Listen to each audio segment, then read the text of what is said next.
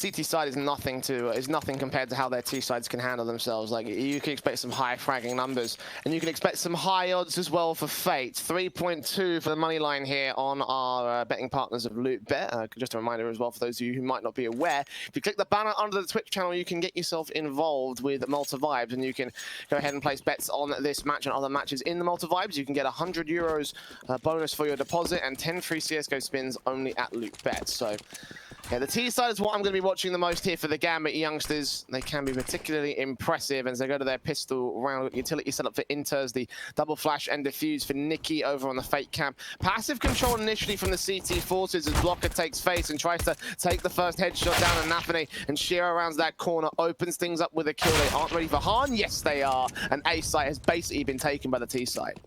Yeah, the CTs are going to have a lot of trouble rotating right now, especially since they have arch control. They could be library if as far as Fate is concerned. So retaking is going to be a slow and arduous process. They're going to have to pick them off one by one, and these opening duels are not going their way. Axel gets his one, and Nikki, well, and Mar just trying to find heads, but they're not giving it to him, Fate. The Gambit youngsters, they are playing far more conservatively, and essentially just waiting for that bomb to reach the 0-0. Yeah, pistol in the way of Gambit youngsters right there, and just to make a point really quickly, like, you know, you saw how quickly the T side took easy control and overwhelmed the CT side. That's kind of what I was talking about with the T side aggression from the youngsters. Yeah, that's like an excellent point. And also, since they push down Banana, from that kind of situation, you can really you sort of show that you're stacking players or just committing players more toward the B site, making A lot easier to take. But that's all in the previous round. Let's see what they can do in this one. Harn looking down mid with a scout, not going to find anyone yet, and Apartment's control is going in the way of the Gambit youngsters. Banana control, though, still no man's land. Yeah, not too aggressive here from the youngster side. It is very easy to see like utility and HEs and Molotovs come down from that position and do some damage. So trying to feel out how Fate are going to play if they play aggressive.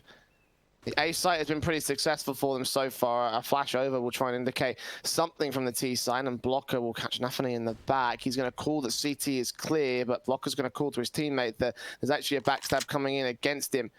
The SMG just all down to timing. When he lines up a good shot, he will take his kill. So back to even standing on the minute mark, and our Gambit youngsters still working off the default here. They haven't found a commitment. Yeah, and exactly. He took that long to get the backstab kill. The T's also just committed all their utility on Banana, so now they have no utility pretty much and are forced to take A just like impromptu style. Get the opening picks on A though, so A is basically theirs. That backstab did a lot, but in the end, the A defense couldn't hold it down, and Gambit youngsters have taken the A bomb site once again. No way that Fate can do anything about it here. Best to save their Kevlar pistol and the SMG. A little bit less valuable, but to have that bit of armor as a bonus going into the eco. Very 2-0 start for the Gambit youngsters here. Confidence coming out on the early part of the round. And again, you know, it is what it is on the second round with the force buy and the, you know, firepower difference between the T and CT forces. The main issue obviously being that pistol where they got completely overwhelmed. As the rifles where Fate can really bring the firepower back. But, you know, with Gambit youngsters entries, and that is the key thing to worry about for Fate. The entries is where they really start to shine. Keeping 4 weapons in play, keeping the 2 AKs especially. 2 MAC-10s as well to farm up the cash. Nafane should also buy into the AK for this one. Everybody else on the Fate side that went down shouldn't invest in this round at all. Yeah, just farm up some money with that SMG, keep that money high, and you know, just keep playing. 2K across the board, 3K on Blocker, especially since, well, he's also going to farm up some money with that, so that's going to come in handy. And yeah, the 2 MAC-10s on the Gambit side, wonder where they're going to take them. Inferns and Nafane, not really pushing anywhere. Was hoping for like a fast apps or something like that, but you know, a man can dream. 4 players on the CT side stacked toward B or Banana. They have taken some utility damage and decided to push as well, but they have gone down because Gambit youngsters playing a bit more passively this round, just feeling out Banana, seeing where it goes, and knowing, hey, there's opposition here. They know it might be a stack, but when you already kill that much of the stack, sometimes it doesn't make sense to go toward the other bomb site. It just makes sense to keep pushing that. And as I say that, they are going to go toward the USP of Mar hiding in Graveyard. Not going to molly it, and maybe he gets one kill here. He did not. Inferns takes a headshot, I believe. He's on 22 HP, and it's all down the line here, just farming up some money. Getting, was that the same gun that he got, or was that a MAC-10 he had before? I believe it was a MAC-10. Yeah, a MAC-10. Well, we're in 0-3 now, and it's a full buy versus a full buy. How do you think this one's going to pan out? We'll have to wait and see, really. I mean, Fate, this is their chance to change the pace.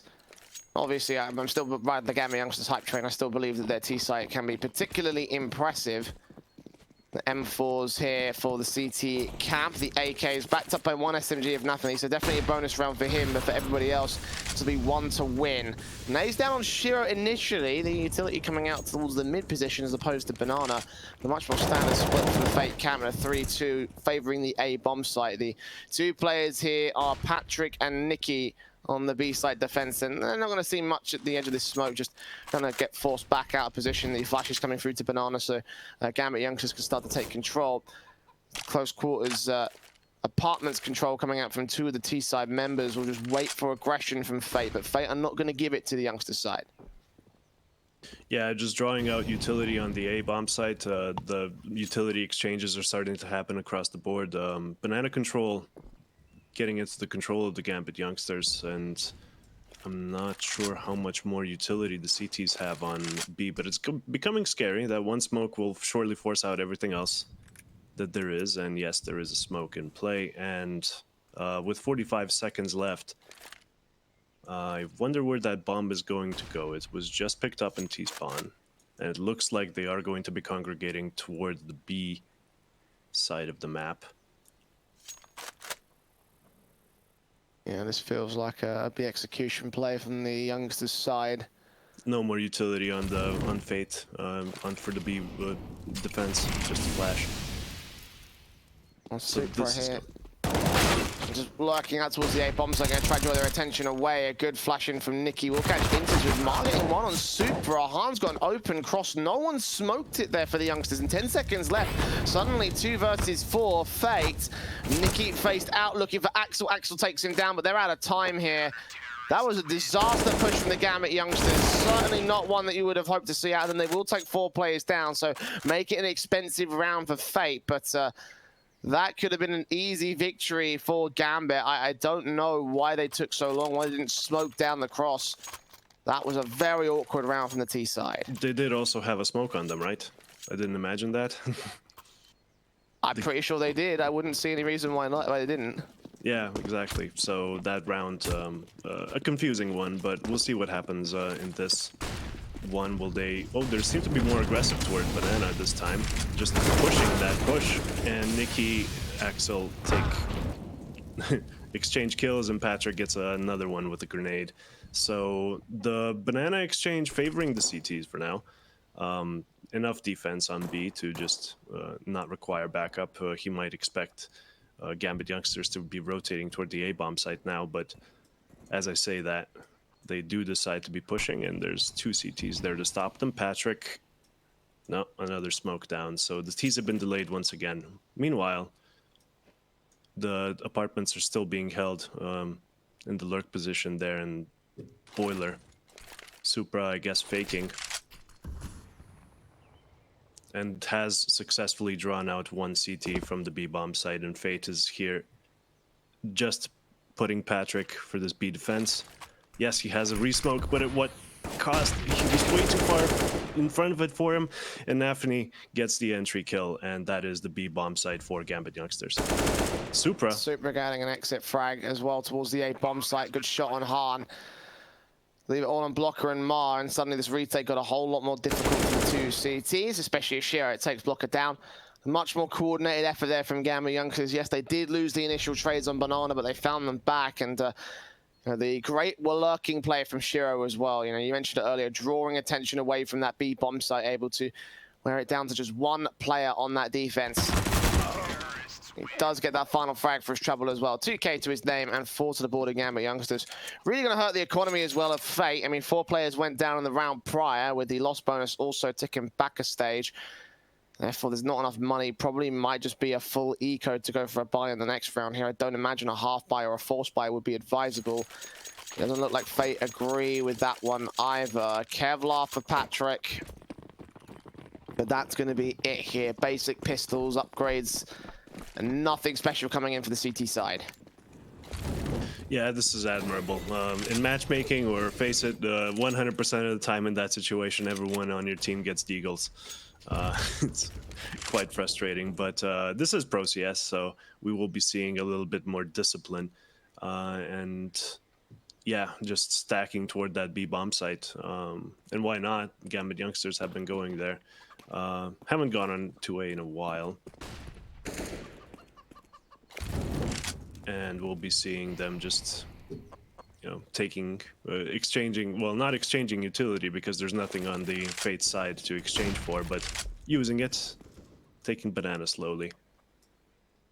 And it looks like they don't have any idea that it's stacked so far. Fate playing pretty far back with those boosts. One in the CT smoke, one on the boost above it. They should figure it out. I imagine it's a small prodding from Axel, should at least see something. Either that, and these T-side players over on the A-bomb site will start to make their way up, and they'll realize they may lose these 2 AKs here on Axel and Inters, which might cost them a little bit on the next round with the firepower basis. Not if Axel could just get the kill.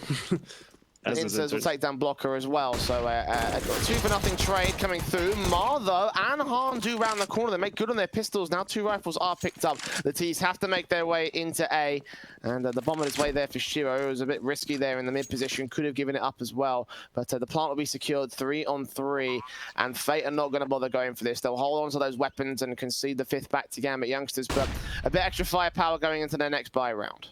Oh, absolutely. Having just AKs on CT side instead of M4s is such an advantage due to the one hit kill to the head.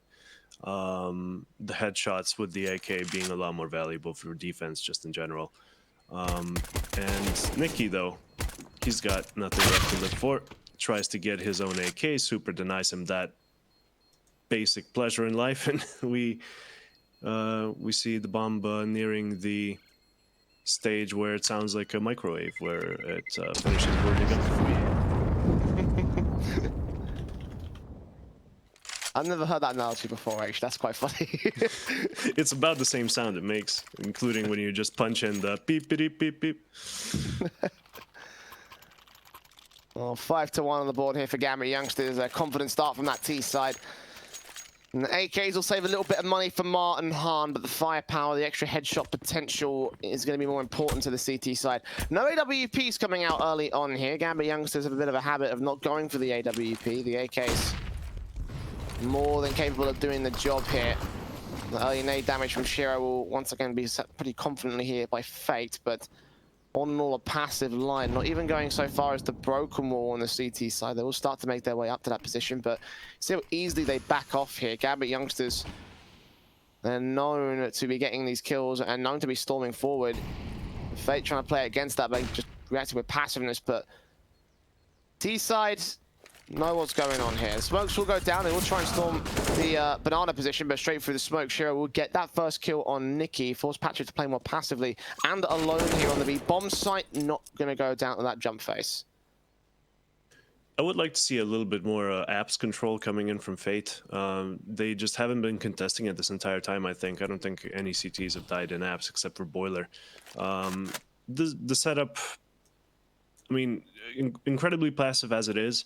Having one on the balcony helps a whole lot, but as I say that, he drops down into mini pit. So this is a fully defensive setup, and they're going to need to be defensive with this kind of offense coming their way. Blocker in the graveyard position, going to try and find someone covering apps first, but doesn't see the ones on short coming up with the gun model, and Mar goes down very easily because it was a 1v3 situation at some point, I think, for that gunfight. And yeah, Fate just forced to save on the B-bomb site. overwhelmed again by the entries of the Gambit youngsters, and Fate just don't really know how to respond to this. When you've got players facing around the corner that confidently, you have problems, I feel like, if you're Fate. Oh, absolutely. But the only way you can counter that is through at least some aggression. I think the sort of regional play style does play to that. You know, being if you're out of the game, at least try and be aggressive so that you can say that you tried, and not just play incredibly defensively and sort of give up 2 rounds for every 1 round you decide you successfully defend. So I would like to see it in this. I guess we could call it a CIS matchup. It's certainly debatable, but what's not debatable is that on hellcase.com you can open up some sick cases and get some sick skins. Your codes are MaltaV and MaltaV15 for some free money and free refill bonuses only at hellcase.com. Right now, Fate may look to get into the skin game because their CT game is not looking good here. They've won 1 round thanks to mistakes from Gambit youngsters, but every good round that they've played so far, the T side have made it successful. Look how much quicker they're going to play here, knowing that the buy is broken from Fate. It's a half buy back around the 2 rifles they saved. Only Han here on the A bomb site. They stacked B early, and the smokes down will make sure that they can't rotate that quickly. There's 1 blocker and Mar, first responders with their deagles. And Han held back to that pit area here, looking for something. Further smokes down will ensure that Mark can't make his way out. He'll actually end up falling with Nafany there to cover off blocker, keep his teammates supported. It's all going to rest on this 1 man here. Essentially a 1 versus 5 as Patrick and Nicky have actually backed off. They're not going to bother supporting him, not going to bother doing anything here for the retake as the majority of the CTs fall down. The AK gets taken out of play, and Nicky and Patrick just have to save here. That was just a masterclass on how to play CS. It was quite beautiful how, with just 2 smokes, 1 in Arch and 1 in Library, they essentially had the A bomb site. They didn't know it. They didn't expect for only 1 player in pits to be isolated. But yeah, what were so many Fate players doing on the other side of Arch and Library? I wasn't paying attention to the minimap at the beginning of the round. Were they stacking B? They were, yeah. It seemed like they were going to be going for you know, a passive sort of contact play, very similar to what they did in the eco rounds, but with the AK back over on A just in case to call in for rotations when needed. Sort of like a B contact, but closer to an A passive contact instead, which doesn't really work as well as a B contact. So all in all, I don't really know what the motivation there behind it was for Fate, but either way, it's not going to work out. All main weapons go down. They save 1 AK to Nicky here. And the buy comes through for the CT side. 7-1 on the board. Gambit youngsters really are not letting Fate have any breathing room in this match. Yeah, no, exactly. The scoreline says it all for now, and I was expecting more from Fate, especially since winning the knife round, getting that CT side. Really looking forward to them having this good start, good head start. And, well, at least they're doing 1 part right. No. As I say that, apart their aggression on Banana, they did it, and I thought they would push a little bit more forward, maybe leave 1 person on Banana, stack some more toward A, have a better setup for A for this round, but they just abandon it and force the T's to essentially use some utility to clear it up again, which will be coming in shortly. But toward the A-bomb site, looks like some aggression is going to drop soon. A smoke toward Long, a molly toward Cubby, and a nice flick from Harn into the boiler position. Blocker in a good position as well to get some kills, and the crossfire just does it all for him. Blocker and Mars split 1 each. And finally, some good news for Fate. Yeah, 2-on-4 situation. Gambit youngsters finally going to get shut down for once. But Axel and Inter still not done in this round. They smoke down to cross, a flashbang in to allow Axel a chance to peek. Patrick with incendiary back, Nicky faces and completely blind. Axel still gets that kill. 25 seconds to the clock. They have to force forward now or rotate back to A. This is going to be so risky with the lack of time they have. Mar, as soon as he faces, he's going to put a smoke down to stall for time here, and the youngsters just don't have enough in the clock here. 10 seconds left. The spray is manic from Axel with connects damage. No kills, though. At this point, they have to save, and I don't know what that rotation call was about. They would have had a much better and easier time making their way into the B bomb site Yes, they had players on rotation, but to overwhelm Patrick, get it to a 2v2 retake, that's so winnable for the T side. I think the rotation was a little bit too complicated there. Oh yeah, ill-advised. Probably one of those in the heat of the moment calls that you make that you only later realize was completely terrible. When the clock is that low, you can't really make calculated decisions, but 20 seconds to rotate from banana all the way to A site, you're basically running with the knife the entire time. You can't have your primary weapons out even, so it's not a safe rotation, and Fate also just leaves one more player toward that top mid position, and just cancels the entire thing before it's even begun. So yeah, definitely ill-advisable. And I was gonna say they are showing a little bit more aggression toward apartments compared to previous rounds, but they do give it up just like banana and previous ones. And speaking of banana, 3 have taken it. Banana control squarely in Fate's control. And we'll see how many they rotate back to the A-bomb site, because they're going to need those rotates. And 2 players standing, quick play out, Supra takes Mar down. And Blocker left alone to the defensive are Inters. Look at that spray. 2 frags found. Nicky finds 2 to respond though. Taken back by Nafany as he peeks in towards that long position in Harm, left alone in 1 versus 3.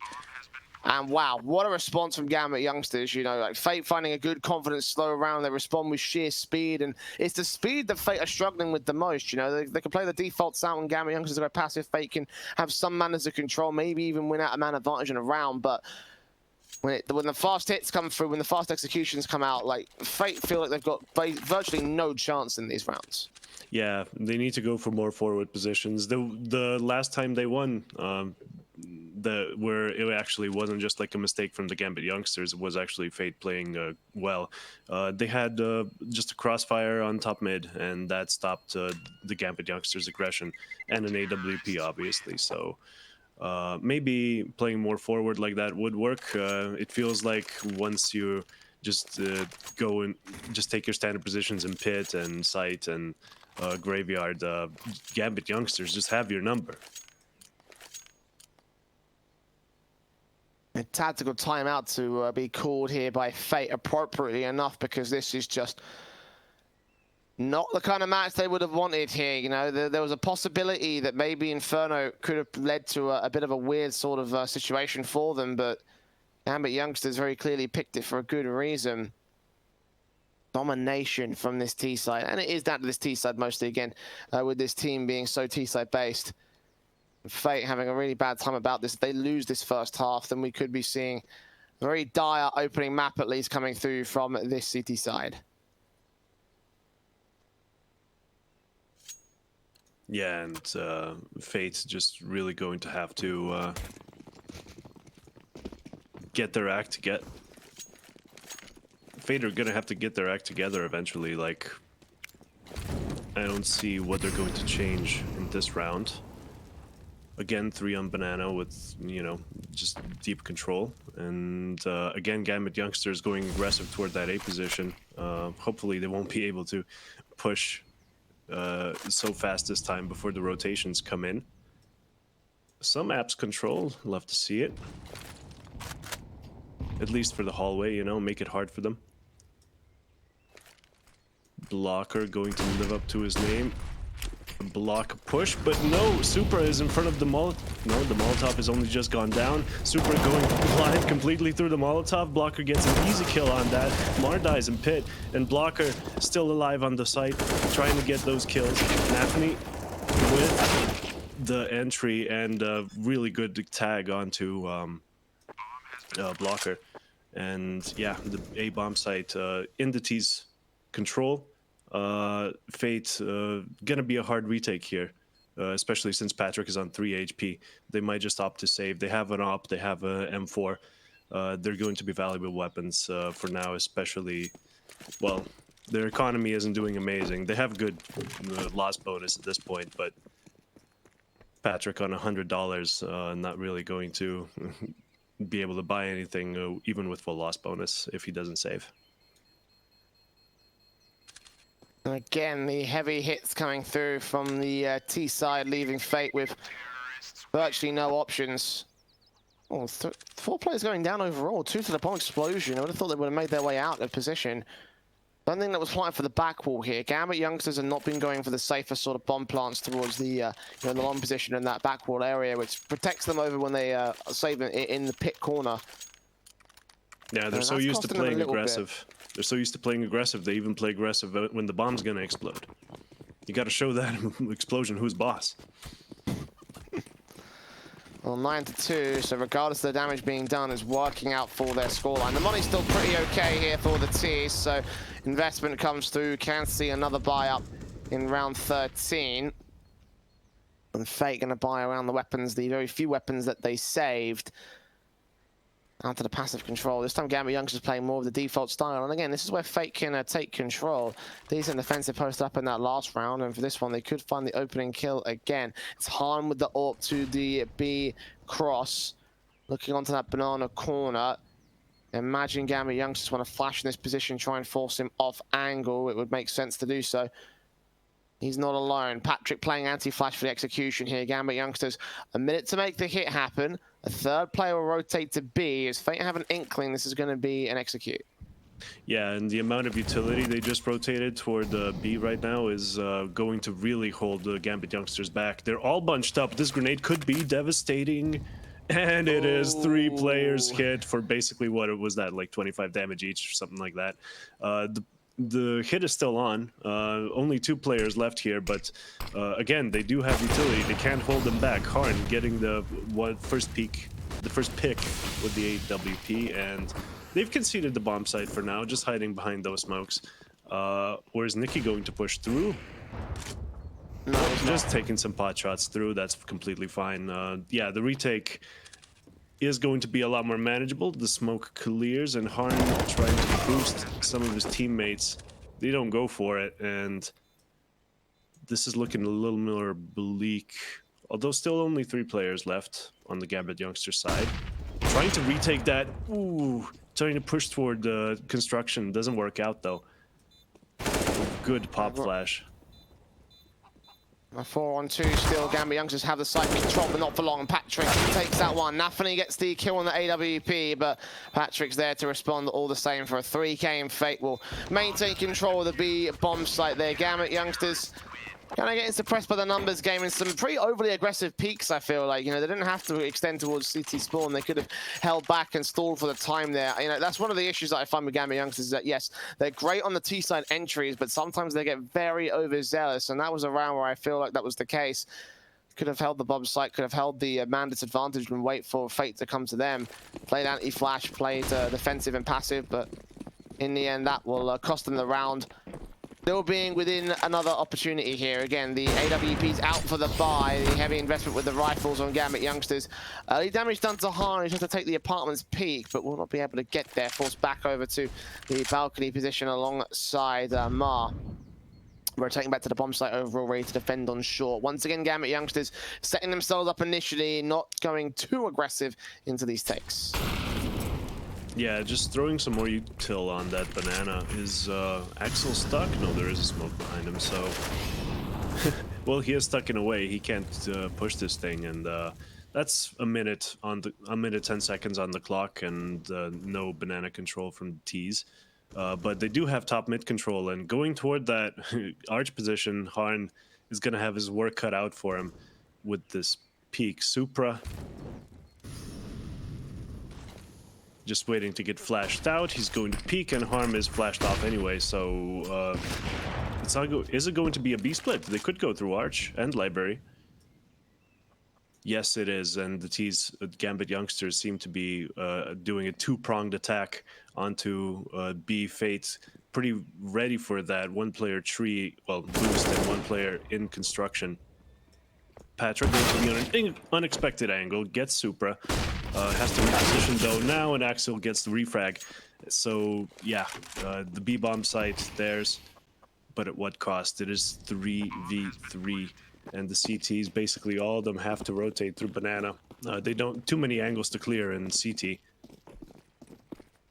And it looks like we're going to have a great retake on our hands. Well, possibly here. Lack of utility, to be honest, from Fate might limit them Shiro playing passively, much more passively here for the Gambit youngsters side.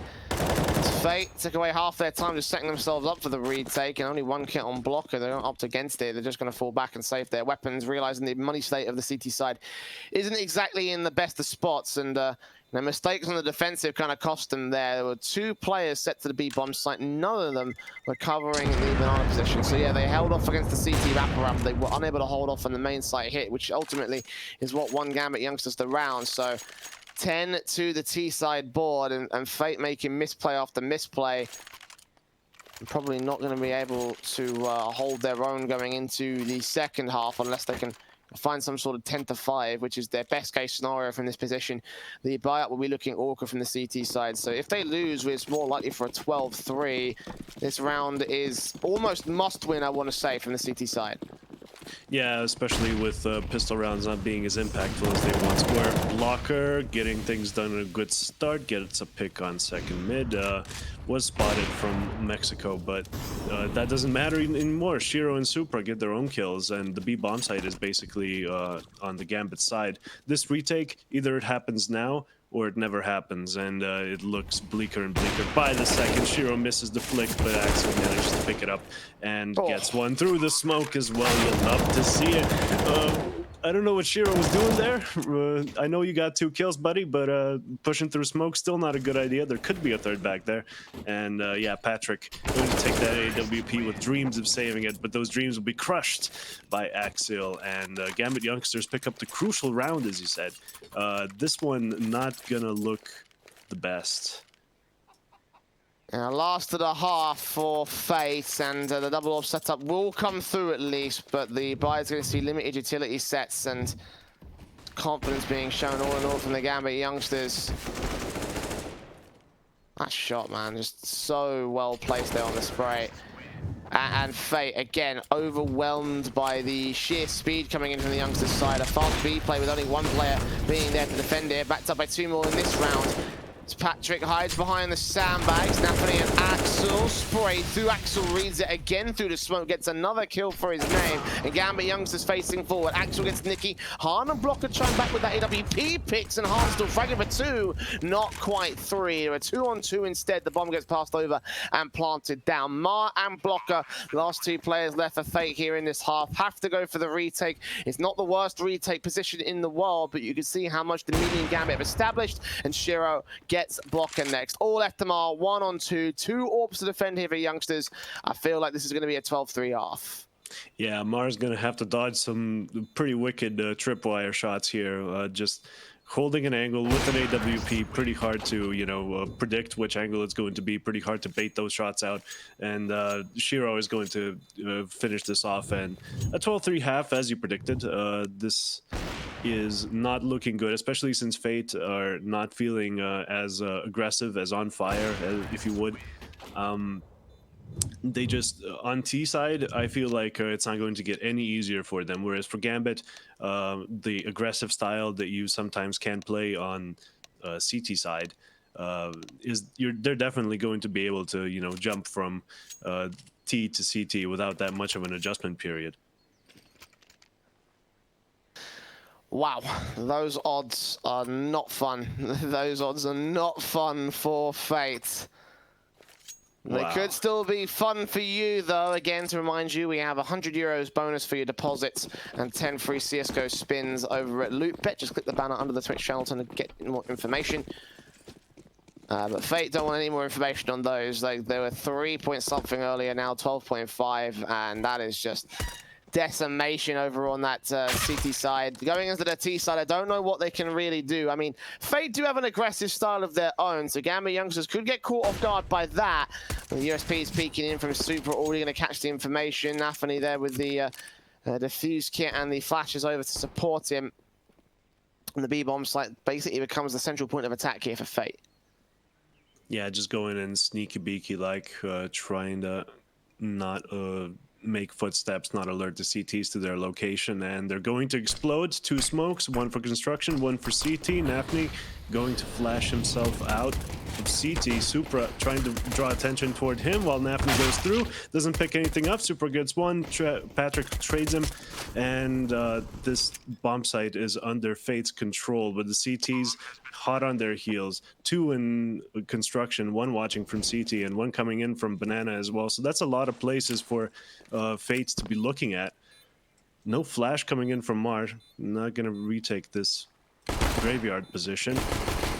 Gets 1 low HP. That's 2 of them low so far. Gets the double on both of them. And Shiro is low as well. He couldn't finish him off, though. Tries to go for the knife and doesn't get it. Mar picks him up all down to Axial. 2 1 taps. One of them was low, but still impressive. And he finds him at the pillar. Blocker does, but no. Blocker finishes it up. And even if he got that kill, that bomb was way too close to the explosion. But it would have been a nice retake nonetheless. The GAMBIT youngsters sort of hurt by their health stage, just so low HP when the retake came through and allowed Mar to basically line up these few kills, bursting in onto the 2 low HP players, taking out Shiro next up. But what really impressed me were the shots coming in from Axel, the quick taps to the heads of the respective players. And again, as you mentioned, it could have looked impressive there if he managed to get that 3rd kill on Blocker. He just came in a little bit too late for the GAMBIT youngsters side. So there you go. Fate have a T side that they could possibly work with here. The 4th to the T side board, and a pistol round to keep themselves in check here at this moment. The AKs, the Galils coming out on the buy up. The MAC 10 are obviously in for Nikki, and the lack of any sort of rifles will come through for the CT camp. They'll still flash their way into the apartments and get just as aggressive as they'd like to here. Yeah, and with this kind of weapons disadvantage, you really have to be in control of those apartments, at least early on. Just make sure no one's trying to take them, at least contest it a little bit. With those close quarters, anything can happen. And Interns is going to have a bit of a tough time holding this long. I hope they're set up for a flash from the A-bomb site. Oh, it doesn't matter. Shiro gets 2, trying to get the 3rd doesn't, and long is taken by Fate.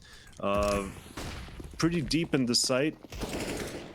They have holds with Mar and Interns straight kills. I don't know what happened there. You're gonna have to analyze that in a second. But Harn fake planting and trying to pick off another CT. Does he go B at this point? He is walking toward it. He's running toward it. He's in the library. He's checking out some books, trying to find one with like good T strats in them. Flips to like a random page. It says just rotate B, lol. He does that, and we're going to see a plant. But a plant in the open? No, just safe enough to get planted, and we're in a 1v1. He starts to reload. Supra finds him out with his pants down, and yeah, that was just a misplay there at the end, but hindsight is 2020. A lot of misplays from Fate across that entire round. I mean, the reload was poorly timed, obviously. Like, if you're going to reload, you're behind first box anyway, so just back further into that corner and go for the reload instead of challenging Supra directly. The timing couldn't have been worse for the man. The main mistake for me, though, was back on the A-bomb site. This play here from Inters, why would no one check that corner? That is one of the most common sort of CT side hiding positions. The other one being, of course, the back corner, which was actually where the plant was going to come through. And that was a really poorly played round from Fate. You need to concentrate a bit more to ensure that you ensure that you don't lose basics like that. Those were pistols they were up against, and now they've got pistols of their own. The bomb plant bonus coming through will see the force blade come out from the T side, but you can see the comparison points. Rifles back across the entire CT board. The Galils for Han, but upgrade pistols and Kevlar with helmets for the rest of Fate.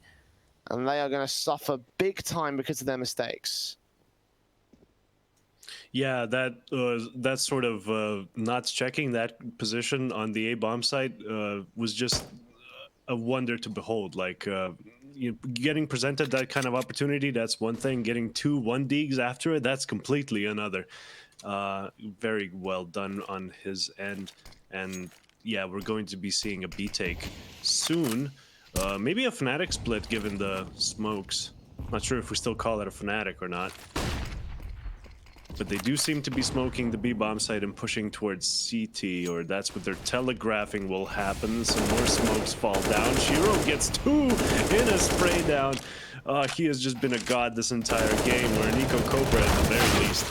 and we're going to be seeing Fate fall. This is going to be a 4-14 score line. This map is over. Yeah. Like, Fate probably gonna have to force buy into this next round. I don't see them playing for overtime here. There's No. way too many rounds in a row to get Overtime. That's the There's thing. no At the way. end of the light at the end of the tunnel is overtime, which in this case would just be another train. And yeah, we're going to be seeing Gambit youngsters completely self-confident going into this one, expecting a force buy. I should hope so. Apartments going to be conceded soon after the utility runs out. But soon after that, Axial could get just overwhelmed by Tech-9s. Do love to see those. Gets me nostalgic for 2016. I feel like he's going to have a pretty easy time of dealing with this, to be honest. Like, he's got backup around and the trades are coming pretty easy. And while he might, you know, potentially go down, I don't think he'll go down without taking anybody with him. Especially Smokes now. up from the T side, you know, they're going to be sort of playing in towards his pit position very quickly. Out from the short split as well, into the northward spray. Axel is there to get himself 2 kills. Does end up falling, but this is cleaned up easily by his teammates. Map point for Gambit youngsters and Fate, unfortunately, just petering out in the last few rounds of this map up here. Yeah, they went out with a whimper and not a bang. No bomb plants in recent memory, really. So Gambit youngsters just running away with this one. And Fate, what are they even supposed to do? Just deagle and split? Is that what they're doing? MM strats. Harn with the scout as well. So just gonna be looking for heads on this one. If you see a head, click it. That's what it says in the strat book. And Harm is looking for one right now. Doesn't see it. The banana also in complete control of the Gambit youngsters.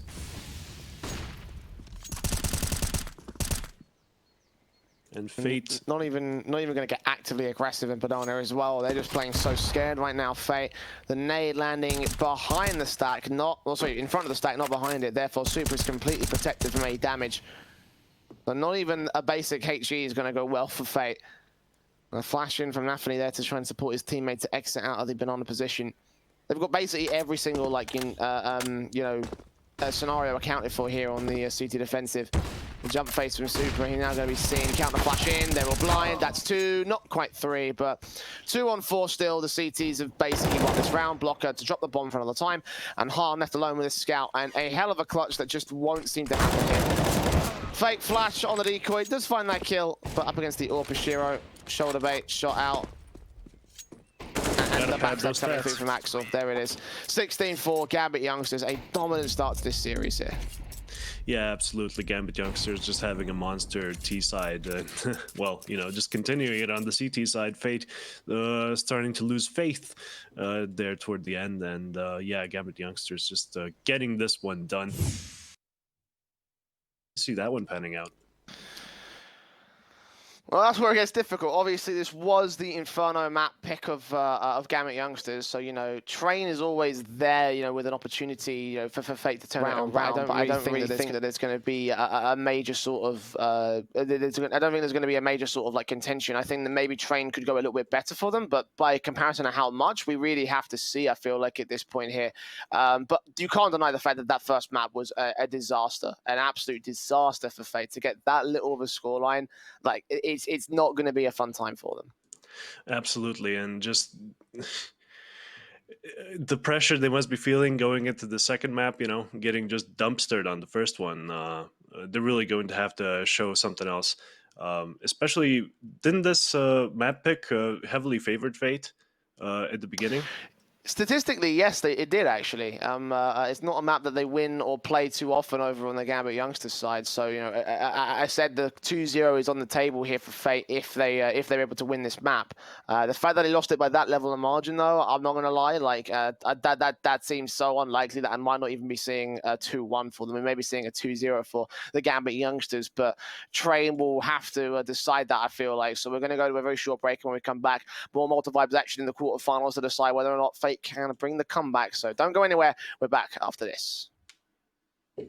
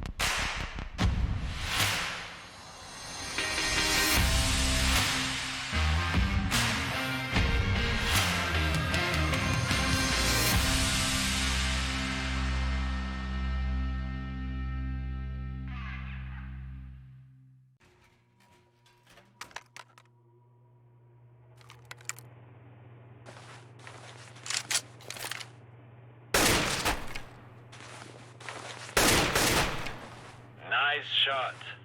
Lock and load.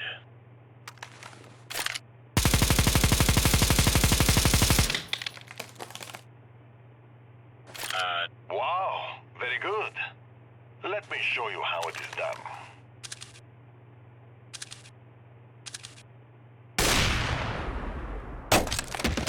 Yeah, no.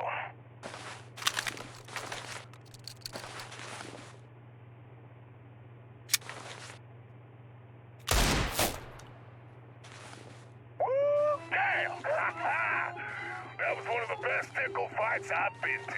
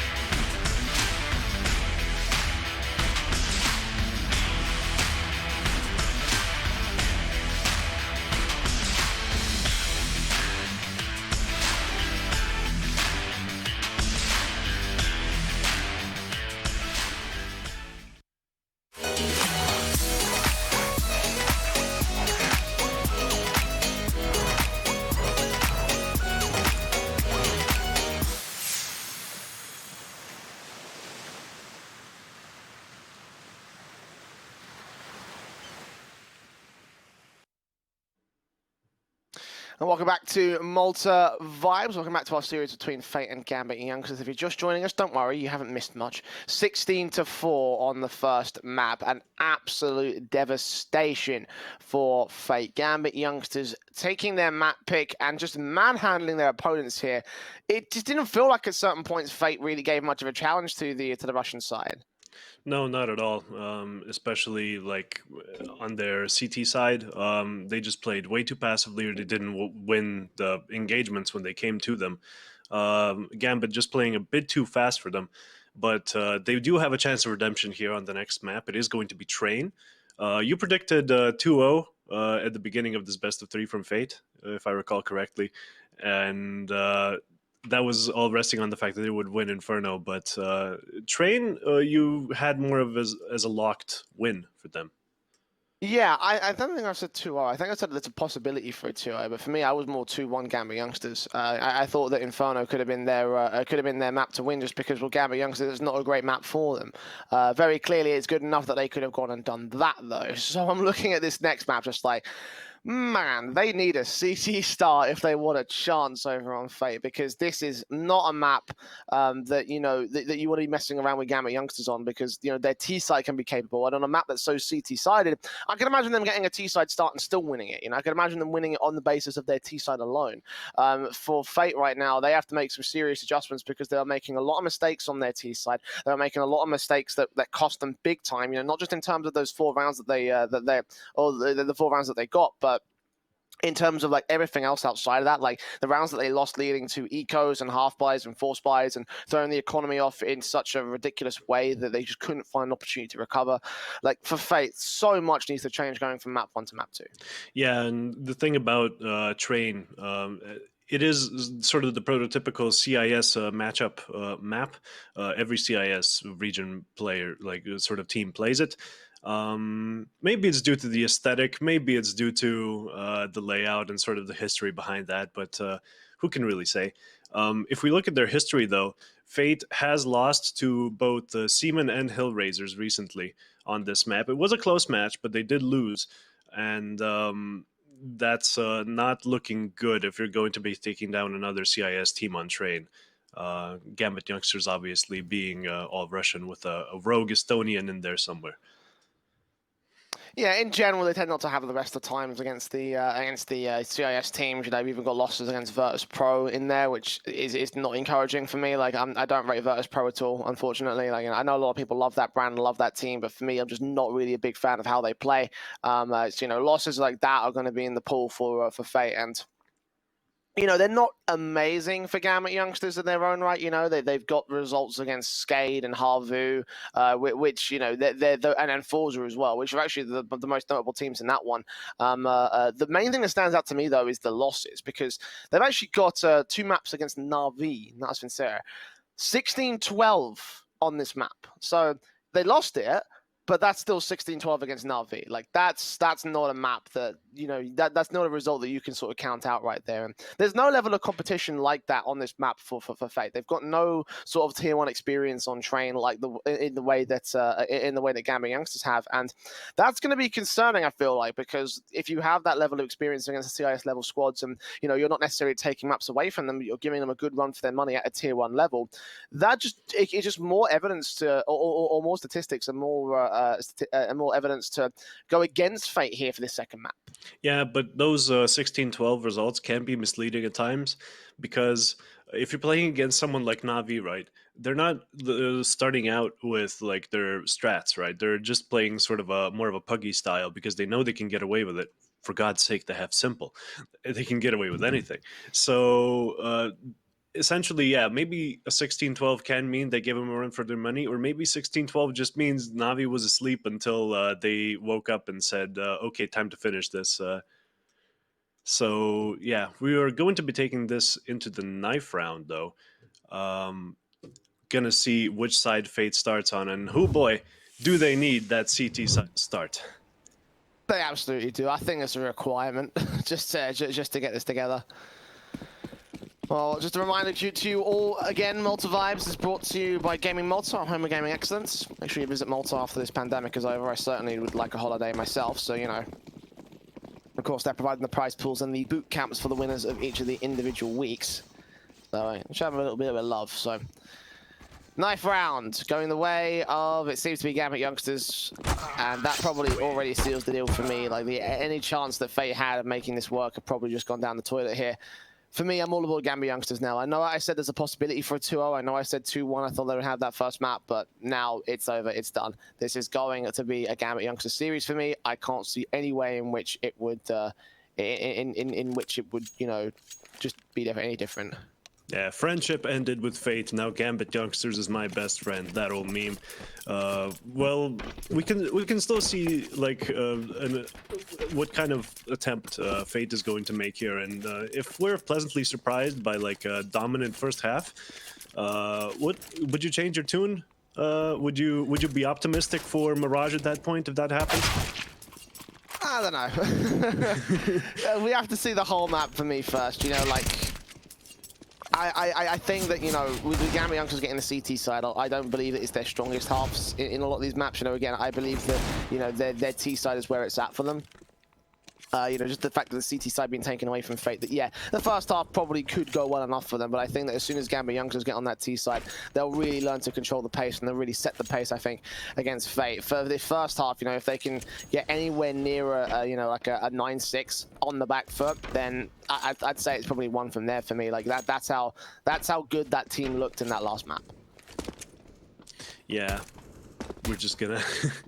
We're just gonna have to root for Fate right here. You guys in the chat start showing Fate some love. They're gonna need some love and some help for this matchup. And we're gonna be seeing, you know, what kind of strats they're gonna be pulling out of their pockets. Good win rate on this map. Let's not forget. So let's hope they have something good for the pistol round. Not that you can really have anything good for the pistol round. Most of them are basically coin flips. Well, some strats you can pull out here and there, especially for Fate, who will need to get the execution together, but you can see they are on the back foot on the odds. Once again, LootBet have had no faith in this team, and they continue to have no faith whatsoever. But if you have faith, you can go to them and place the bet, of course, down. With those 2.45 odds, again, you can get 10 free CSGO spins and up to €100 bonus in your deposit. Just click the banner under the Twitch channel to get more information over at our betting partners at LootBet. So, pistol round here with the defuse kit on Nafany with Smoke, the utility out for Supra and Nikki on their respective sides. Smoke Molly for Nikki, so it indicates some sort of execution set up with the Smoke initially. It's actually playing towards Ivy, so it may be looking for Ivy control with that Smoke towards left and Molly towards right. And a minute and 20 for the initial part of things. Fate looking to duck down towards Pop Dog. Axel's so ready for this. Both players up, headshot, and one not landing to the second. And Inter's out in the open, got to try and challenge on towards Han. He'll get some tag damage, no kills towards his name. Han actually ends up with a double kill, so GAMBIT youngsters getting overwhelmed on the A-side defensive. Two players left, good headshot from Shiro, back on against Mar. He gets that one back, but one man left standing on 1 HP is a bit too much for him to handle, and Patrick will end up with a 3K to get first on the board for Fate. Yeah, that was an unfortunate pop hold. You said he was so ready for this, but what happens, I think, to your brain when you see two enemies appear just like instantly, you instinctively want to shoot into the center of mass, and the center of mass is usually between them. So you end up hitting 0 people instead of 1, and that's also what happened there. I think his first couple of shots just went in between their heads until he could do the readjustment. So that's something I always found fascinating, and we'll be seeing some aggression toward back B, Brown Halls. And it looks like it is in the T's control, as it should be. Ivy control coming out as well. Smoking a Molotov, the standard take. And they're going to be flashing themselves out with interns and Sandwich, trying to keep them back. Axel with the scout from the site. Just ready for it again, but he wasn't ready for them to jump into the fire. Patrick gets Nafly, and Axel gets... Yeah, this round is not looking too hot for the CTs. The T's are getting just too many kills, and Supra with the lonely scout behind here. Sure, everyone is low HP, so it's basically an op, but he doesn't know that 100%. He has to pretend like at least one of them can still be 100 HP. And he can't spot any enemy players. Supra gets one, But now he's revealed his position, so the T's can just toy with him, play ring around the Rosie all day long if they want. And Supra, does he realize that? Does he want to just save, or does he feel like going for a hero play? He's going hero play. He's going hero play, and he fails, as most heroes do if you ever watched Kick-Ass. Haram picks that one up, and Fate 2-0, a good start. Yeah, pistol conversion, but damage done by Gambit youngsters. 3 players falling. They do get the rifles out, so you know they can keep those in play. But Kevlar and utility lost to the players that of course went down, so the investment will see a lot of money coming in from Nikki, Ma, and Harm. Basic pistols for Gambit youngsters hopefully should get overwhelmed by the T side, and certainly that'll be their main sort of aim. The only big sort of weapon they have is Supra there with the Zeus, so may get a one shot onto a player out towards the ramp position. Yeah, when that's your biggest weapon, you're in trouble. Maybe not. I mean, if you get that first pick, if you can isolate a 1v1 and there's no backup to trade it, then you just basically get a free rifle, especially if it's one of the AKs, which is most likely the thing that's going to face them at the moment. But they're not playing towards Brown Halls, so it's more unlucky for Gambit youngsters that they won't see any presence there. And the pistol's set up to stack in towards A, which looks to be the play for Fate. Yeah, going to be executing out here now. Sandwich Molly, Electric Molly, and Patrick trying to find someone out of pop. Mar picks up one, Patrick the second, and the bomb site is theirs. Supra, you're not close enough to tase anyone there, buddy, and he goes down.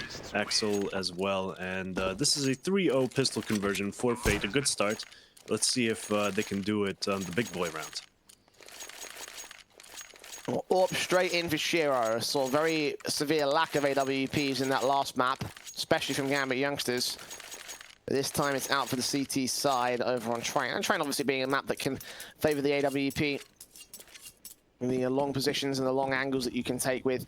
He's going to play his out towards Ivy here, so probably contesting there and T-Con, but his teammates are going to be the ones to take the initial face here with the nades up the Molotovs down to stop them making their aggressive forces felt. Meanwhile, Shiro's going to aggressive his own right, straight up through Ivy. He's expecting T-side presence, but Fate not going to give him anything. He has info at least, and if he extends even further out, he may catch even more, but right now, expecting the play, expecting the face-up, Fate is going to go for the T-Con execution here and go back out towards the A site again.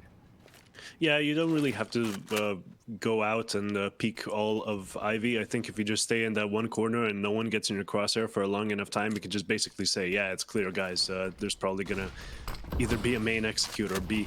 And main seems to be it. Out of pop as well. They are swinging and swerving between those trains, trying to get on that bomb site. Patrick gets the opening kill, and the bomb is going down behind smoke. Shiro not gonna push that smoke yet. I was expecting him to. Just saw the frag movie happen in front of my eyes. It turns gets him instead. And Blocker, low HP, gonna try and do something from the bomb site position. At least stall for time, doesn't go anywhere, and it's 3v4 with the bomb in control of the CTs, but they have to get the kills as well. Super and Harn get some trades. Bomb is it being defused? It's being defused, but Harn denies it, and this AWP from Shiro better get saved. It will be on Ivy, and yeah, great attempt from Gambit youngsters, but Fate actually hold that one. As chaotic as it was, well played.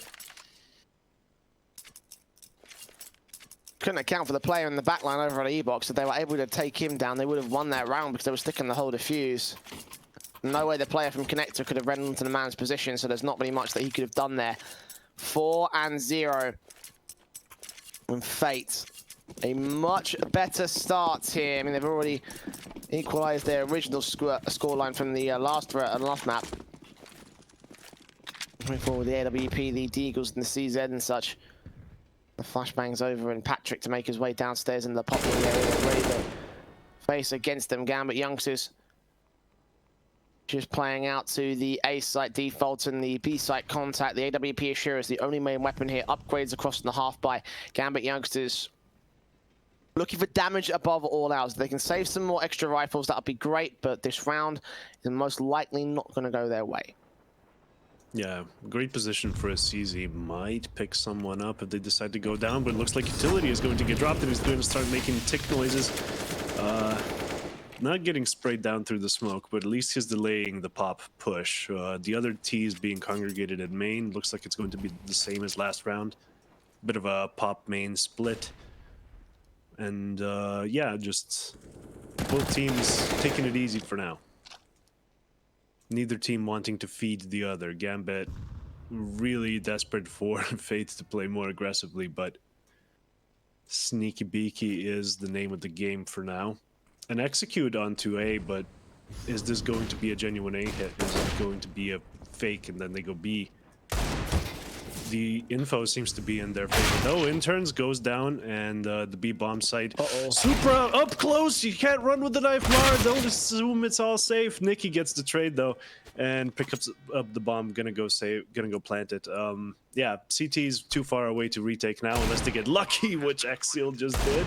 And yeah, a 3v3 retake on the B bomb side. That's possible, and then just vac shots happening left and right. That is not what I expected this round to become at all, and Nikki's stuck in this awkward gray train spot. A lot of angles that can just delete you instantly. Gets one kill as well, and now Nikki all down to him. Goes down. Good job, Gambit youngsters. All down to the Deagle start from Supra as well. Stall for time, get the initial kickoff on the CT. Actually, hold on. Okay, he does have the defuse. That was too close, though. That for a minute felt like they might not have had it, but there you go. Sort of an eco victory, more of a halfway victory there from the CT side, but it was these shots from Axel that all in all turned around to the favor of Gambit youngsters. The peeking, the adjustment against Blocker's head. Oh, it wasn't even like a blind shot like I thought it was. He actually saw him. Aimed well. Just slight edge of the smoke there, so it's just visual enough there for you to get the quick headshot and the adjustment obviously coming in for the man. But yeah, those shots is really what turned it back to the favor of Gambit youngsters. The start from Super as well, and you know, as soon as that kill came in, it was like, okay, now this round is very possible here. Look at the ults getting aggressive from Shiro. They've got the double ults back in for Gambit youngsters. They are sparing no expense in against Fate. They know that they're on the back foot. They want to try and regain that lead as soon as possible. And the contact play allowing Shiro to peek in on Patrick. Yes, they will take a little bit of damage back on Supra. But with him spotting the information, putting the utility back out, it's man advantage for Gambit youngsters here. Yeah, they don't have the information that they're Brown Halls, though. Only one player staying on B for now, waiting for that execute to come in. Smokes rain in. Mollies, defensive mollies do. But Heaven is still pushing. They weren't mollied off at all. And Supra, is he going to hear the wooden footsteps? Yes, he will. They turn into metal footsteps, and Shiro makes use of that info, gets the kill onto Blocker. Supra, though, pushing oil. 5-on-3 retake on B. This is so doable, it's not even funny. Mar. Prodding left and right of the oil train, seeing one man. He's also revealed his position. It's hard, and Nicky actually gets the picks back in the back line. Super struggling to find a trade, knows roughly where Mar is, but Mar still wins the fight. And in a matter of seconds, Fate are able to turn it back to their favor. Gambit youngsters, or Inters in particular, forced to save the AWP. A massive commitment in that round as well, and a fifth going the way of the T-side board. And well, how those kills came in the backline, I don't really know. It just happened in a moment's notice, and Gambit youngsters rocked on their defensive. And what was a confident defensive at that? You know, again, first early picks and peaks, 5-on-3 advantage. Suddenly a trade came through, and the whole round seemed to crumble apart. Yeah, that was in contrast to the last round, right? Where they had every disadvantage possible, and Fate just sort of peaked for no reason. Gambit youngsters getting those easy kills here. It was the opposite. Gambit youngsters had the upper hand and just sort of squandered it. Still, I wouldn't count Gambit youngsters out yet. This is very early days in the game, and I think they can still turn this half completely around. Do not be fooled. But looking good for Fate so far. Yeah, the economy going to get rocked as well from Gambit youngsters, so this buy is going to look awkward. So that's all about for Shiro. Axel going to take face, and Hans sees that. He knows he's shoulder baiting. Axel's desperately trying to force out a bait shot. Wrap the corner from Nicky, though, as he sneaks up, gets the kill, and takes the man down. A smoke going to get body blocked there. I'm not sure if that's effective or not. Either way, Flash is in. The T's going to make their way around. Look at how far Nicky is pushed up. Super has no idea this position. He thinks he's safe, but Nicky's going to hear these footsteps and potentially get a backstab into the B bomb site. The bomb is on the back of Han here from Ivy, so he's got options to work with. But if he wants to rotate and join the main T side force out here at the T-con position and rotate to B, he's going to have a very long rotation for it. Yeah, just waiting for that super kill to come in. Nicky finally getting the courage to push through. Here's that jiggling noise of the ladder. I don't know if that direction makes a ladder or not. Plays with them a little bit, tries to get into a better position to molly Khan effectively. So that's a fake B. But at that same time, the execute on A happens, and Nafni just alone in the showers. Gonna have to wash off the stink of that round, trying to save this M4. Though might get picked off from main as one of the Fate players is pushing it. Doesn't connect in time. Blocker gets him, and that is 6-1 for Fate. Well, what a surprising turn of events. What's not surprising is that you can still get some sick skins and open some sick cases over at our case partners at hellcase.com. Malta-V and Malta-V15 are your codes that you see on screen. Make sure you take advantage of this offers from our case partners. Yeah, 6-1 on the start again for Fate. This is surprising to say the least. On T side of train, I might add, I'm a little bit shocked. I don't know what Gambit youngsters are doing wrong here. It certainly feels like they're being outplayed here by the T side, so it's more what Fate are doing right. The adjustments coming in for them certainly look good. Look at Super here. Aggressive. Blocker takes him down. Another pistol out to the aggressive push, and this half by Eco. Gambit youngsters will lose most of their players. Patrick unable to fall. 13 HP, so tradable, but no chance presenting itself to the CT camp. And B site's open from here. They can walk straight in. They can get a bomb plant. They can get around. And Fate continuing with their aggressive streak here. Yeah, the round is over. The last minute is just a formality, but they can't get ahead of themselves too much. They can't just be super aggressive, because that's how you lose players. Every player you lose, that's money out of your pocket. So they're just going to proceed with caution here, trying to get that bomb toward B, presumably. And yeah, Gambit youngsters finding themselves in a 7-1 position unless interns can turn this around. Gets one. Pretty devastating so far as what is possible, what can happen. And we're going to be seeing the last man going down. No, interns gets one more for his troubles. That's just, I thought he already has an op. Okay, it will be interesting to see if he can save it. Gets a quick scope on, but nah, just too many T's around to refrag him. The AWP can only do so many shots per minute.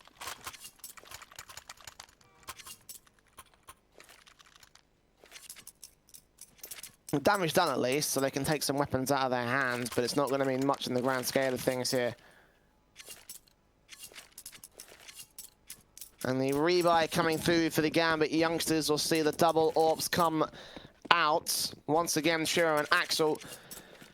Axel and Ivy and Shiro playing aggressive into the B-bomb site. Play fast out from Fate. They're not wasting any time with his execution. Look how close Nicky is, and look at how blind Inters is. Double up for Nicky and Blocker, and a third kill coming in for the T-side camp. How quickly this round ended. Fate with such a confident and fast execution, and the last few players just have to say there's nothing they can do about this. And that's how you take care of a double op setup. You just don't give him enough time to even post up, and that kind of takes care of the round for you. Shiro gets caught with his knife out, and yeah, no, this round a complete show of dominance. This is what we would expect from Gambit youngsters on the previous map, a lot, just those kinds of plays, and yeah, no, Fate completely rolling over this one. So I presented this scenario at the beginning. What if Fate gets their stuff together on the T side? Do you start looking more optimistic for Mirage, which is the third map? Well, look, at this level, at this particular scoreline, yes, I do. I won't lie to you. This is something else, you know. When you talk about getting your stuff together on a T side half, you usually expect 4, 5, 6 rounds, and at that stage, I would, you know, be still a little bit more skeptical and cynical to the idea. But with the way that GAMBIT youngsters are playing right now, it's night and day difference compared to the first map. And yes, there's still the chance that on T side they could really turn up the heat and then do some damage. But right now, this is looking...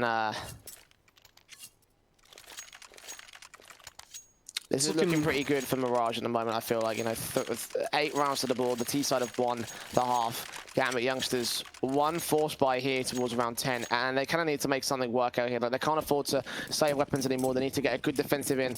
They need to deny Fate their round victory, and you can see how quick the T side want to play out to their T-Con defaults. AWP's in. Nafny hoping to challenge. If he can take down Han, that'll be a fantastic pickup. The nades onto his position now. The utility finally getting opening. HP advantages. The Fate gonna make their way out to the A bomb site once again. The CT just aren't ready for this. As Inters falls, damage done to Shiro. He ends up giving Patrick a double kill. Super out a connector. Not spotted by Mar, but 5-on-3 situation. Making it 2 as Mar does find an angle on Nafny. And the M4 Super can find one top of green train. Mar ends up with a double of his own. And this round once again gets overwhelmed by Fate. Yeah, low HP, but you gotta get them to 0 HP so they don't keep pushing the bomb site. And GAMBIT youngsters not keeping that particular rule in mind.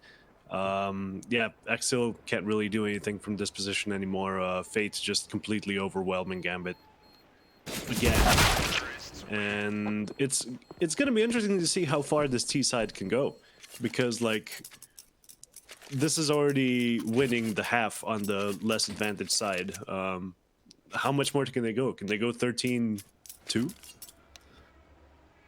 Sort of do a complete flip on the previous map, where I believe that was the scoreline on the... but like inverted for GAMBIT? Something along those lines, yeah. I don't even know how much of a shock to the system you'd have to get here for GAMBIT youngsters to return back to that confident line of form. Like, yeah, this is something else. I don't know what happened in that break, but GAMBIT youngsters have disappeared off the face of the earth. Like, they're nowhere to be seen here in the server right now. And the tech pause will come in, for whom I'm not sure. Tech pause in that last round for GAMBIT youngsters, and they leave their first of this matchup. Maybe this series, I'm not certain, but yeah, that's either way, a moment's respite just to figure things out going on here. Not sure what the issue is. Hopefully, should get it sorted very soon. But you know, outside of that, the main issue for GAMBIT youngsters is this just decimating scoreline, and they're on the receiving end of this time.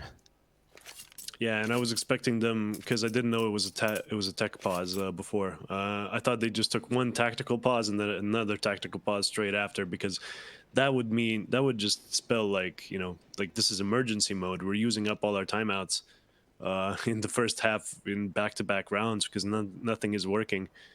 I don't know. Maybe they just need to get their economy together, get all the grenades they need, and just hold. That's the only like way I can see them get out of the situation. Additional aggression might not even help because Fate is playing pretty aggressive as well. Doesn't seem likely they would get caught out by GAMBIT. But we'll see what happens in this round. Just Deagle kind of round, looking for those pushes or pushing yourself.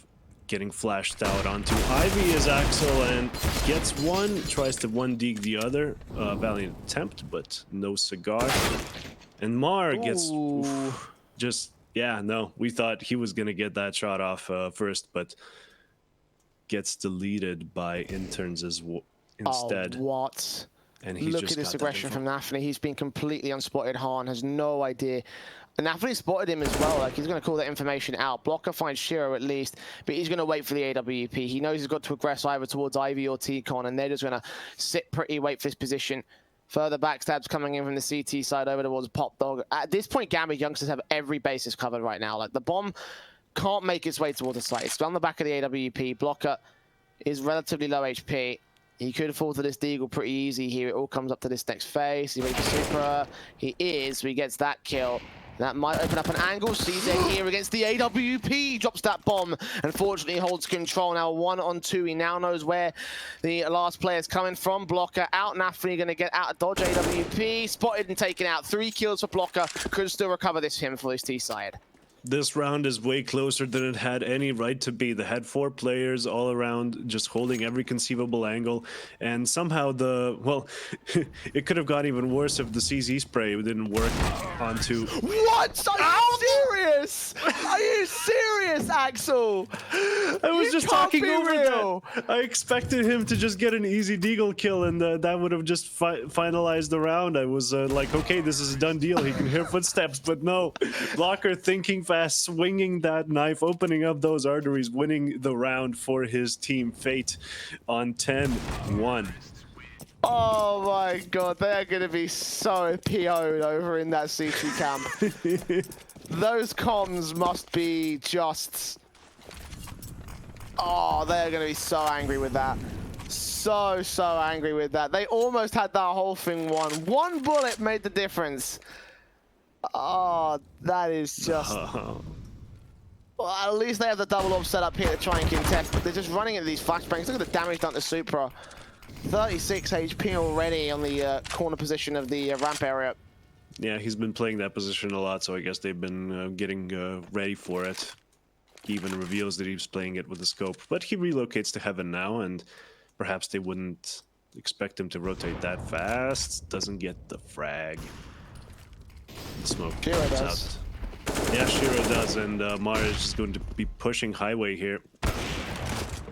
Blocker gets Supra, and we're finding ourselves in a 4v3 retake for B. Very doable, but we've seen B swing in the other direction before, and that was pretty decisive. Patrick gets Nafni in a very awkward gunfight, but it does happen. And yeah, this bomb ticking down. And Patrick, with this high ground position, might catch someone off unless Shiro decides to look at him with his AWP. Interns, gets the easy spray down, and Patrick also goes down. GAMBIT youngsters pick up the 2nd round in this half. Very worrying considering we're on round 13.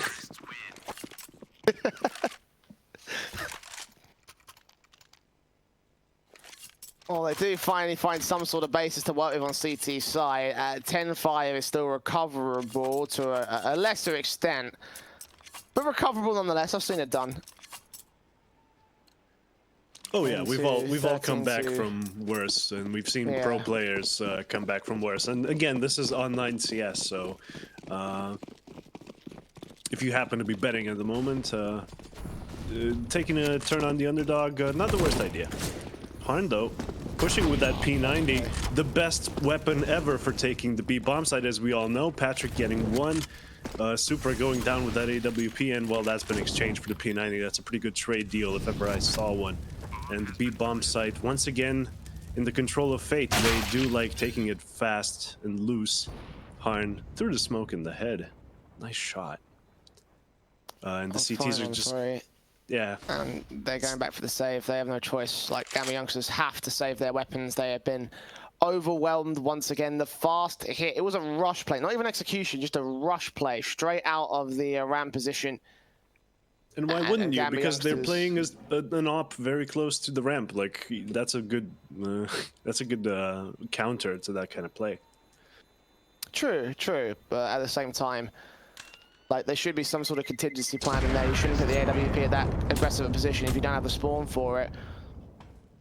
At least they find an exit frag on 1, but that's not going to do much here. 1 kill never does enough in terms of damage, especially as we go to the last 2 rounds of the half, where Fate are going to be on buys anyway, where GAMBIT youngsters will be forcing anyway. Yeah, they got it. This has not been... I mean, we talk about disaster from Fate in that first map. It's disaster from GAMBIT youngsters in this second map. And for each team's respective picks, like, you know, what do you say to this, you know? I mean, you kind of expect these things to happen. A stomp on one team's pick, a stomp on the others, but there wasn't even that much of a, like, statistical difference between the two on the first one. This one, Fate coming in with like a strong preference, but I mean, how much are HOTV like out of context map stats even worth? definitely unexpected, and we're going to be seeing, I don't know, you want to start talking about Mirage? It looks like we're heading to it. Yeah, I think we probably should think about that at the moment. Like, unless this round goes well for Shiro, which he does find that first kill at least. Beckham super traded though, so oh, Patrick peeking in, simple headshot, perfect in the pre-aim, and a 4 versus 3 at the bomb plant. Gamma youngsters just have no way into the site. They have to save their weapons. They have to have something going into the 15th here. Oh yeah, like a pick needs to happen basically now, or this entire retake is off. There is a flank coming from Nafni, I believe, and that one kill decides everything. Oh no, Interns gets one. Okay, so now Nafni has to get something from the flank, or this entire take is, well, no, it's actually the bomb is so far gone. They're just trying to seal them in, do some econ damage, but the econ damage is worthless. They have all the money in the world, so yeah. Nafni going down in the end, and the CTs, Interns, and Axel trying to save, trying being the keyword, as one of them falls, and Intern saves his M4 silenced. Last round and a half.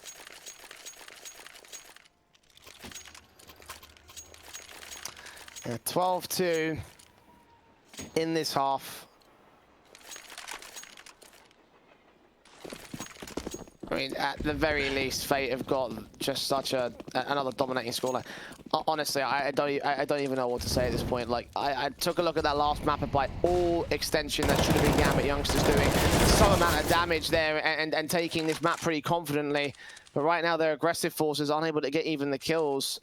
Molotov from Patrick kills himself off. Okay, that might be a way in here for the CT side, but smokes down from Shiro, again playing out the contact in the connector position. You've got a player up upper, and that's Harm with the AWP playing passive of his own right. The flashes will not catch him. He still looks in. Gonna try to catch Shiro off guard. He sees the shoulder bait, gets the headshot in. Harm can't see him from that aggressive position. So now 2 players left, and it looks like Gambit youngsters may secure a third to close out this CT half. We've got Nicky who's playing into the 8 bomb site. Pretty open space out here. Probably could catch off one, unless Nafany saw him. He may have done. He did. He's expecting it. He gets the kill as well. Mars left alone, 1 on 4. This is going to be a third for Gambit youngsters. GH is in chat, I'm assuming, and yeah, Fate's gonna be pretty happy with that one. For those of you, I guess, who don't watch CS that regularly, you're not supposed to get this many rounds on T side. This is more of a balanced / CT sided kind of map, and yeah, Fate just going super strong into the next half.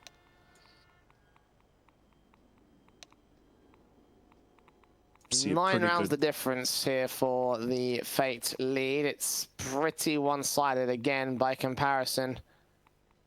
Pretty good performance from everyone across the board, though. No one really carrying very like heavily on the Fate side.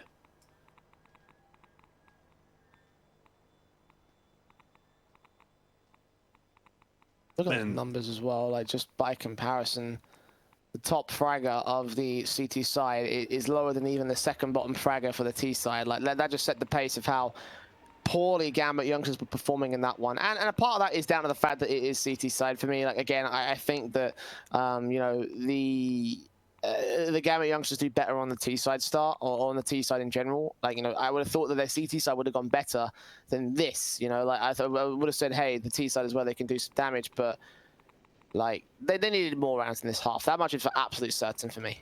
Yeah, someone needs to get in the time machine and tell them to pick T side first after they won the knife round, because this kind of beating, maybe they would have needed like a moral.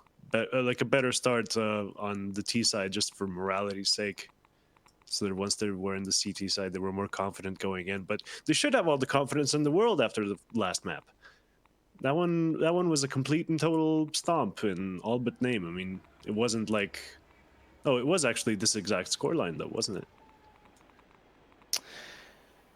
Yeah, it was to their favor. Like that first half went basically, I think it was something like this. It was on like that or 11-4, something along, like, you know, within that sort of general it finished region. with the 4, so they only won one more round. So Gambit youngsters, expect them to get one round on the T side while Fate run away with this, and we go to the third map, which is Mirage.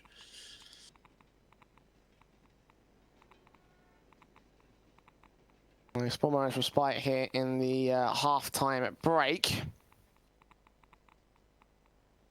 And probably a time for Gambit youngsters to loll over their performance in that first half, figure out how they're going to turn it around in the second.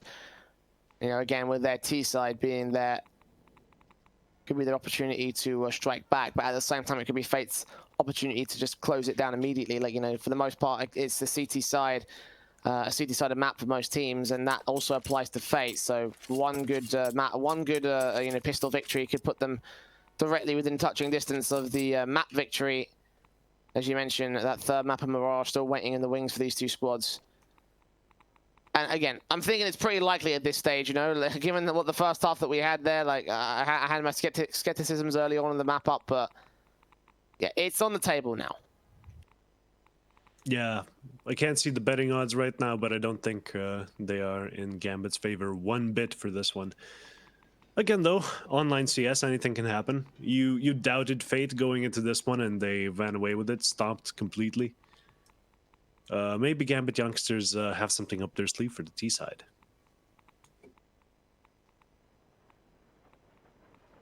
Could well do, and hopefully we'll find out in the second half as soon as it's ready to go live. Whatever we're waiting for, we'll find out soon.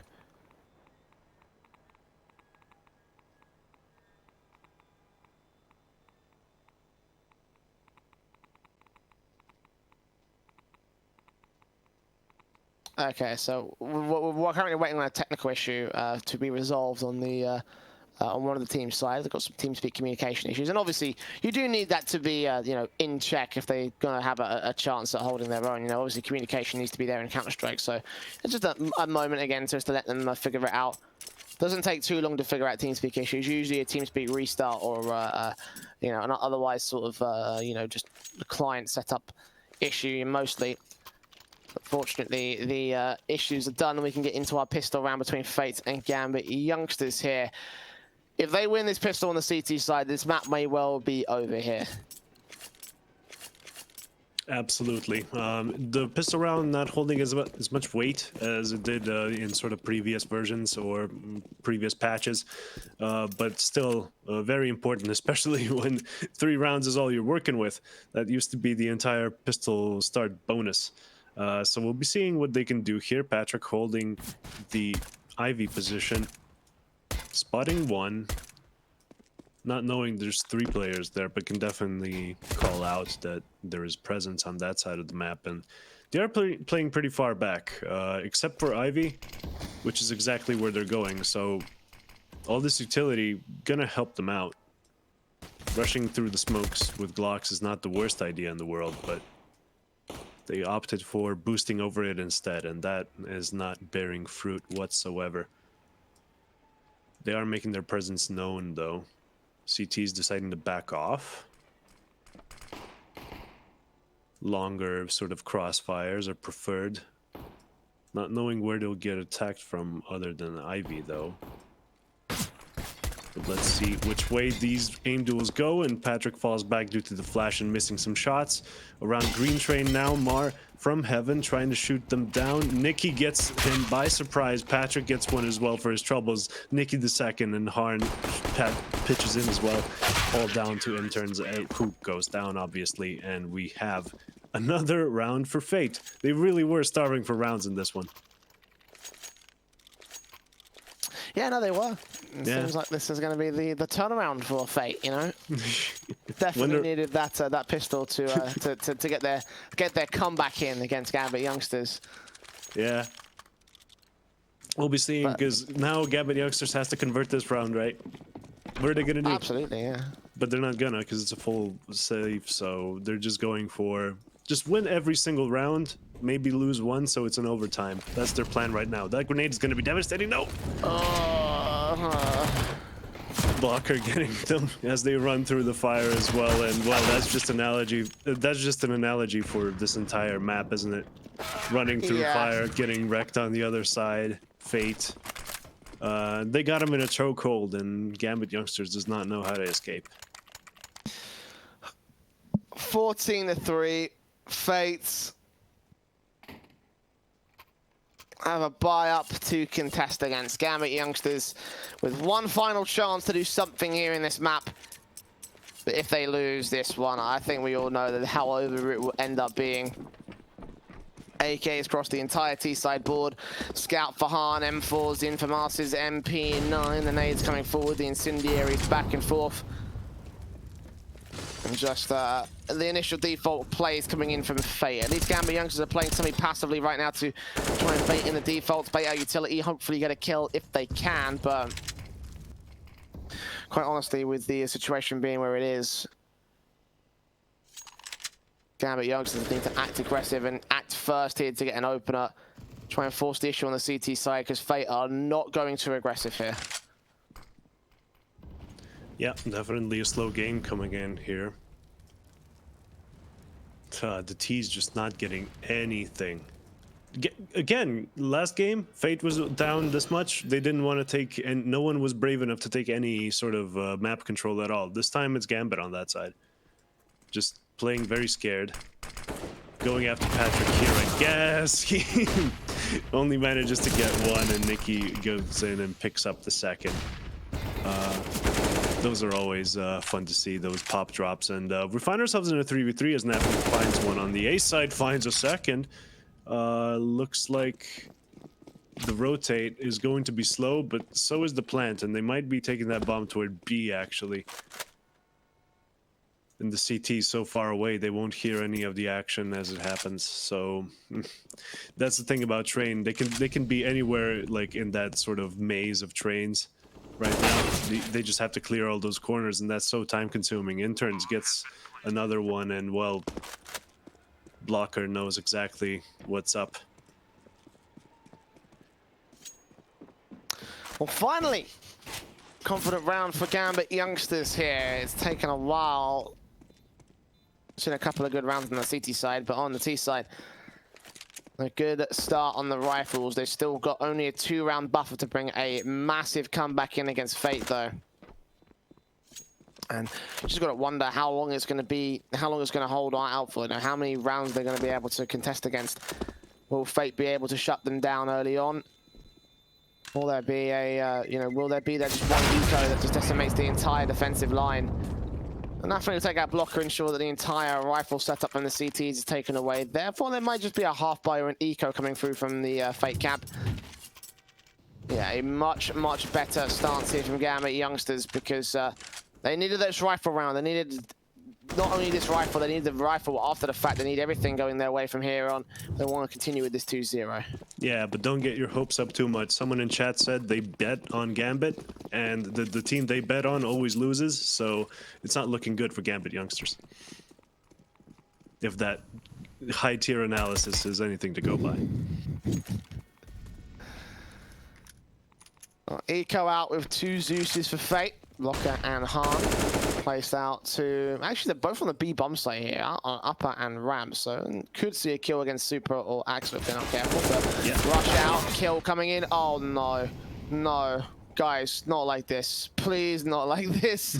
There are ways to lose a map. This is not one of them. Okay, the Zeus missing. Supra able to get a Han. But Blocker's still here with his USP. A 4-on-3. They've gained weapons here for the CT side. They are back on position. Blocker to try to deny the bomb plant. Caps on Inters. Just forces him off and takes him down. And it just gets worse and worse for Gambit youngsters. Still left to concede this round of 2-on-4. They find a 2-on-3. Yeah, they can just take it slowly and go, there's only one more in heaven. And yeah, look, both of them died at the same time. This was a very fast turnaround because with inferior weaponry and inferior positioning, all you have to do is just take a deep breath, pick them off one by one, and Gambit youngsters do that. A masterful way to save this round, which could have easily gone awry. And yeah, Fate, not really feeling that one right there. They have such a big buffer of 1 rounds. They only have to get lucky a few times. Gambit has to get lucky every time, and that's going to be a challenge going forward.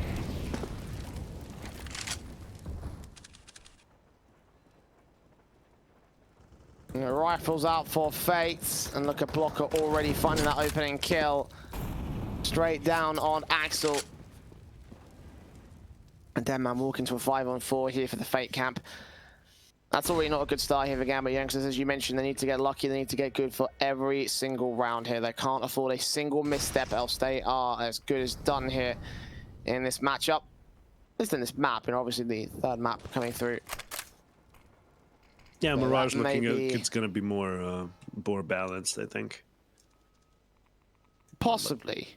We'll have to see on that one. I'm not holding my breath because I'm not, I'm going to be very careful about making statements, you know, based on the fact that I was like, at first I was like, there's a chance for Fate to 2-0, and now there's going to be the Gambit 2-0 because of the dominant first map, and then now we're looking at a dominant map here from Fate as Mar deals with the 2-man boost to stack up on the Pop Dog face. Just and now gets one rid player of the left in totem pole. Shiro. So 1-on-4 now for him. Yeah, not gonna even save this AWP because of the lack of money bonus, I guess, or because they would have found him anyway due to the amount of time that was left. So that op's going down. This I like it when totem poles fall that way. It's oddly satisfying. And yeah, we'll be seeing a match point for Fate. I'm gonna be honest. I don't have faith in Gambit youngsters one bit, and it looks like the fellow from chat earlier who predicted they would lose. His predictions are looking better and better every second. A forced buyback from Gambit youngsters, last chance into this map up before they get decimated by Fate once again. Look at Nafe, straight up and out against Nikki, but Supra's already fallen, 4-on-4 situation. And forced it to the crossfire. Boltov towards Stopper, and Mar is watching out the old help position. Seeing Axel and seeing the bomb, couldn't quite take it down, but Patrick's there to try and respond to it. M4 swing from Blocker takes out Nathaniel here on top of the green train. One player on bomb site. Patrick gets Axel. 3 versus 2. Pistols left towards 1 now. Shiro, only man left standing with a fantastic clutch for him if he can make this round work. Blocker spotted him at E-box. Bombs out in the open to Ivy control. And flick back, taps up Blocker. Gets a 3K. Fate gets 16 to the CT board. Wow. What a change of pace compared to that first map. What a turnaround from Fate compared to the first map. Yeah, Gambit. They beat Fate by on the previous round. So that's about the only... Oops, switched over to this one. I was muted the entire time. Oops. But yeah, Gambit only getting one more round over the previous map, which ended with a 4. So a small consolation prize. But again, they got dumpstered on this map, and we'll be seeing Mirage. Do you think it's going to be more balanced? Do you think it's going to be another stomp? If so, from who? I've got no idea. I have absolutely no idea. Like, here's the thing. We've seen one stomp from one and one stomp from the other. So really, like, all stats and statistics and previous history just goes out the window at this point because this match has just gone to ridiculous positions here. It's gone so ridiculous now to see both teams winning their opposition's map pick in such a dominating fashion. And, you know, I don't know what to think about it, to be honest. So we're going to go to a short break, and when we come back, we'll find out whether or not Fate can carry on with their opportunities here and move on to this third map in a much more even fashion, or whether or not they'll be able to go forward with the one-sided victories. And after the end of this last map, we'll see who's going to be the winners of the best of 3 moving into the semi-finals. So don't go anywhere. We're back after this with more Malta Vibes. Don't go anywhere.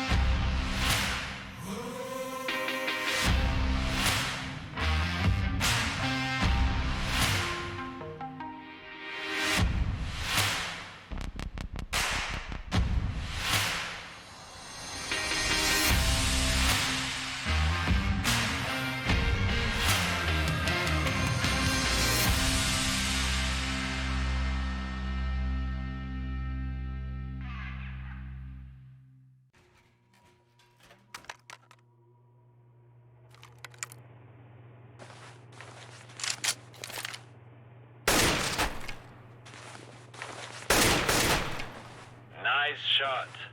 Lock and load.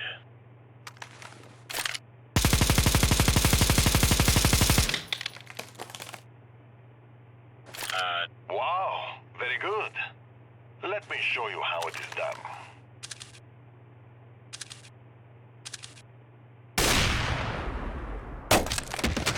Yeah, no.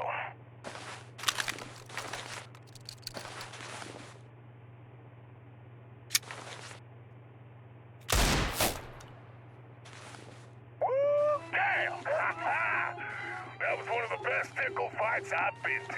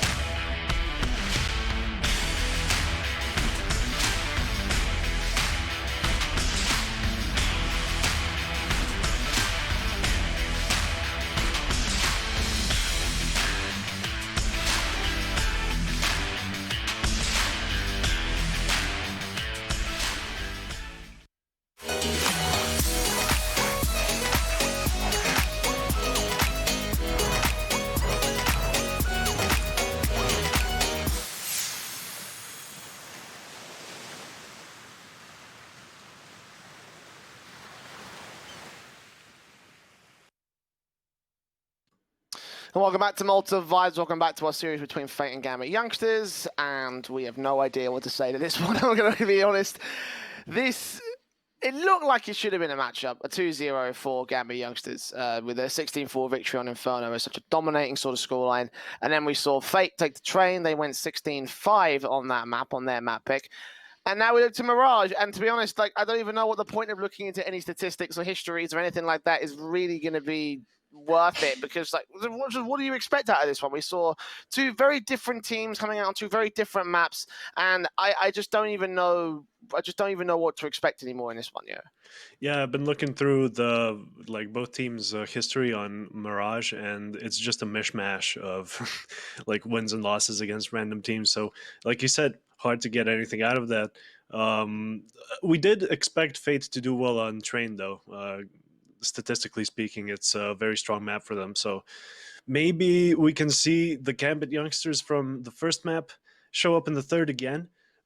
Just revitalizing in that way, just sort of brushing that last map off as okay, it was their best map. Let's just get this one map out of the way now, especially since like Mirage, it's one of those ones that everyone plays, everyone knows how to play. The meta is some would say stale. The no negative connotations version of that word, I guess, would be predictable. So but this match is anything but predictable, isn't it? That's the thing, right? You know, like there are a handful of strats that you can sort of pull out by default, and there's just like, you know, there's a common sort of trend when it comes to watching Mirage, and playing Mirage, obviously.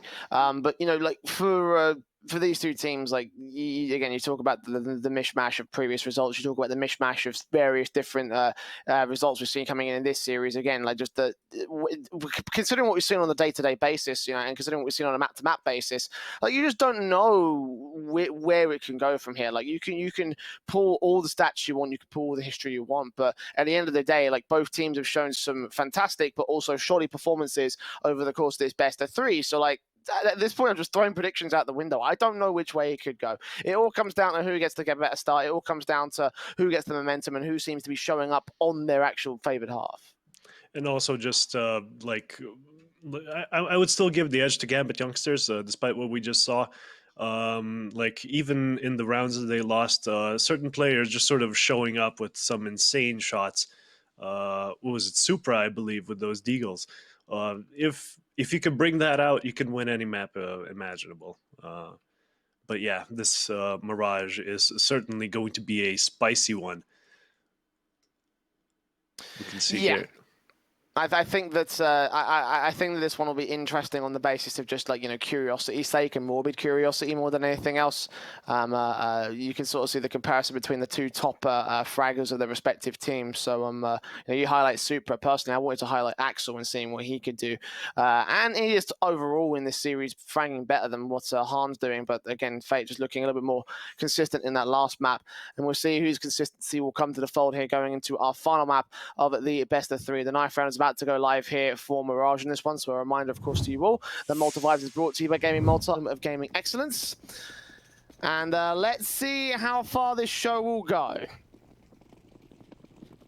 Yep, no real point in casting the knife round, but I'm going to do it anyway. Actually, no, never mind. It's all over before I could even start. And we got Fate deciding their fate, as it were, which side they're going to start on, and probably CT, even though it is sort of going more toward the T-sided route, because the CTs have just too much stuff. There's too many angles to watch at once, and the Ts can just sort of explode out anywhere, any moment. It really is mostly just mid control at that point.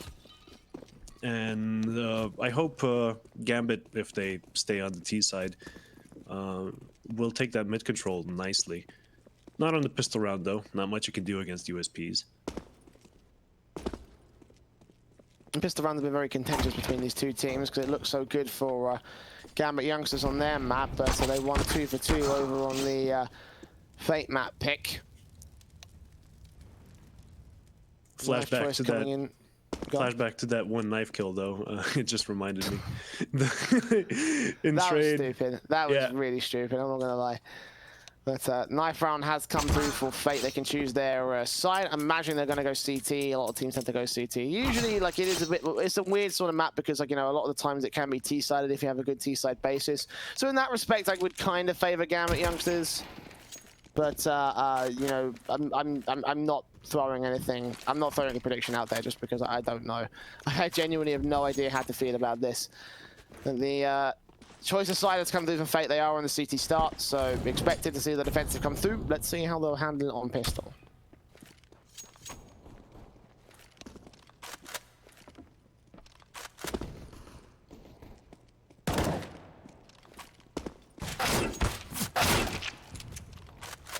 Just getting everything ready for now. Hopefully there's no more TeamSpeak issues. Wouldn't be surprised actually if that was the case. The most common technical pause, if I'm not mistaken. I would tell them to switch to Discord, but that one probably isn't any more stable. I mean, considering how badly Discord went down last night, I definitely would not recommend that, so, you know. No. Yeah, the tech issue, I'm assuming, at this point, and there's no other reason why this one would be stalled at this stage, so imagining it might be another TeamSpeak problem again from these guys. We'll be able to get started relatively soon with this pistol round here, and a pretty required pistol, I feel like, for these for these two teams. You know, just to get that early start, just to get that boost up that they need to swing into the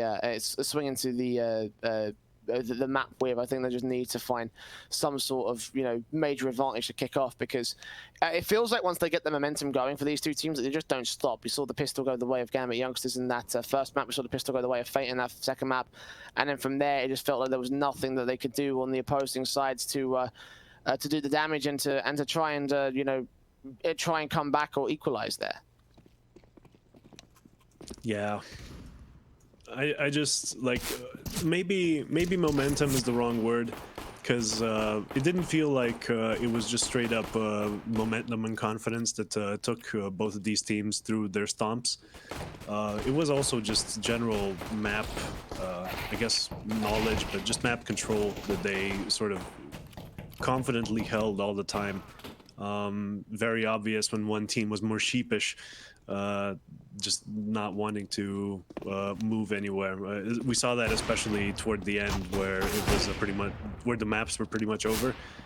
No players wanting to take any big risks. No one wants to be the first guy that dies in the must-win round, right? Oh yeah, absolutely. If you're that guy, then you're gonna get some hell thrown your way. Looks like we're ready to get live with our pistol now here between Fate and GAMBIT youngsters. The last map of this series to decide who's going to move forward to those semi-finals to face on the winner of the crazy alternate attacks series. So I mean, the tasks just get harder from here on out for either side. So time to bring out the A game here between Fate and GAMBIT youngsters. Let's take a look at the pistol buys. Han's got the defuse and smoke for him. No utility set up for the CT side. Utility for Shiro and Into. This already looks like a common sort of A-site pistol play with the smoke down to CT and connector stairs. But the bomb's made its way over towards the B-bomb site. They've got a bit of apartments control coming in. A fast play out from the T side. Yeah, it looks like they're going for an A fake, but they made steps in B apartments, so the CTs, they don't know where that's going. I guess they just sort of made presence, and now they're going back. The bomb's still in T-spawn. The mid-push is being held, but nothing is going on there. So both teams, well, Fate, I guess, pretty confused as to what's going on right now. Just trying to play cautious, trying to retake that B, if indeed the B hit happens. And yeah, GAMBIT youngsters deciding they like B halls, waiting for that fake onto A, presumably, and something seems to be going on there. There we go. The flashes as well, and after those flashes, the B explosion will occur, but it won't actually bring any CT players from B to A. Not unless they get some kills, and those rotations become necessary. Nikki gets one. And Intern's fighting his way all the way into window room. Mar just figuring out that it's going to be a B rush anyway, trying to get some picks. Gets one, should probably stay alive for the retake. There is a kid in play, so the retakes are possible. Gets super down to like 9 HP. That's a masterful shot there, and actually goes down to the bullet of Nikki.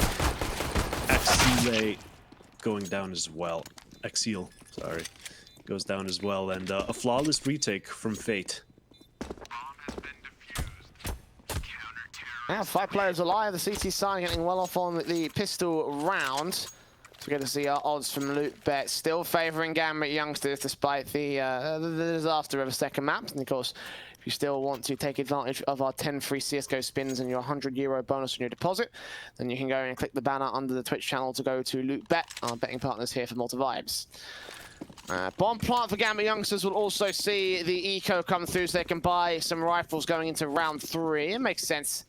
Maybe a bomb plant bonus will also come through in this round and really bolster the buy up here for the T side, which probably would force the issue back on Fate. And the SMGs, the M4s, the FAMAS out FAMAR. Very broken buy from Fate by comparison to what you could find in this round. Into the short control, no smoke down towards that connected position, so Han's got to flick up, get the picks back. We'll see them coming up. Get the first frag on Inters there. Second face in doing damage as Mar with a nade and he sprayed through. Nothing, he gets one good kill, but him and Axel, last 2 players left here for the T side. USP drops that bomb. Last player left is Axel. M4 does get picked up, but actually gets the deagle back onto the man. So a bomb plant can be secured here, and that may be their best bet at this stage. He may be too scared to commit to the plant, though. He's just trying to find kills, and that gives CTs time to rotate, but they are low at this point. All he has to do is take care of the kitchen guy. I guess it's Han. And yeah, not going to be finding any more presence from short. He's going to be confused by that as well. Not going to expect 2 in kitchen. So is he actually brave enough to cross and go for that plant? Or is he going to push the smoke and try and get those picks before the bomb plant even happens?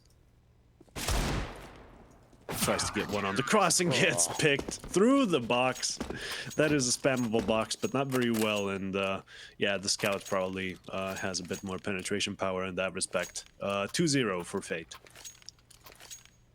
3 players down as well for the CT side, so the money line will be a little bit limited for Fate. Gambit youngsters now on a buy back. The AK-47 is coming out across the entire T side board and expected again with the bomb plant bonus. Shame they couldn't get the second bomb plant because that could have allowed the AWP as well, but decent amount of utility coming in for them, and against the M4s on the rebuy, both economies will invest, so a must-win round for both teams. Gambit youngsters at least have the loss bonus to fall back on, but if Fate lose this one, they're going to have to double eco their way into potentially a 3-2 lead for the T side.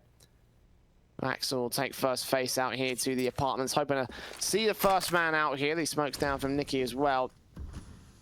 The AK is looking to face around this corner. Got Han ready to receive him.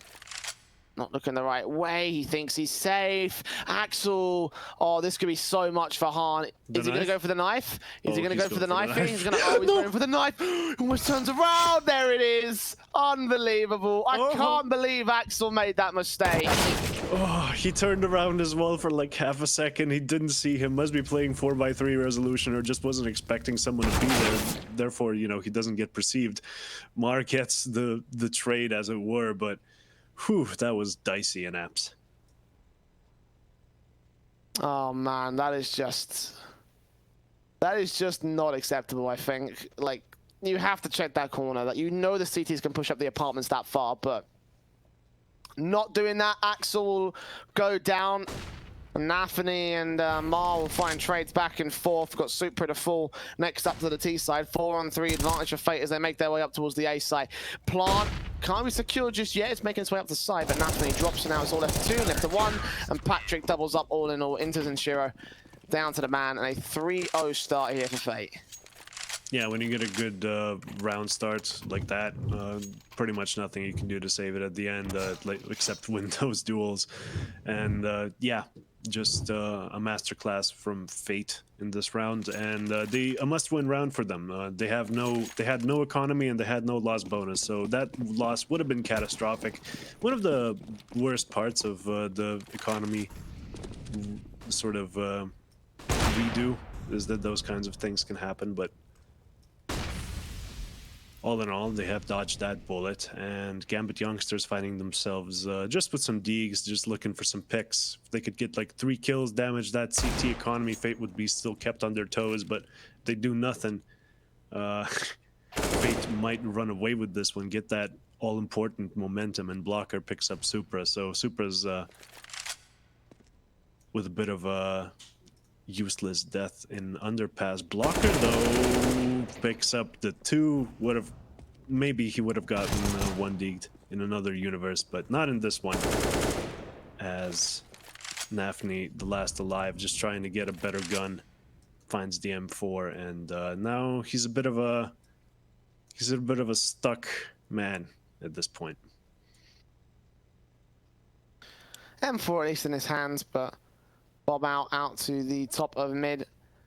CTs don't know this, but either way, they don't have to adjust for it. So Nafni facing Nicky, taking his head off his shoulders. And Fate going to continue the momentum swing into the the third map, I should say. 4-0 right now for the CT camp. Of course, the eco round going horribly there for the Gambit youngsters side. Seeing the buyback come through.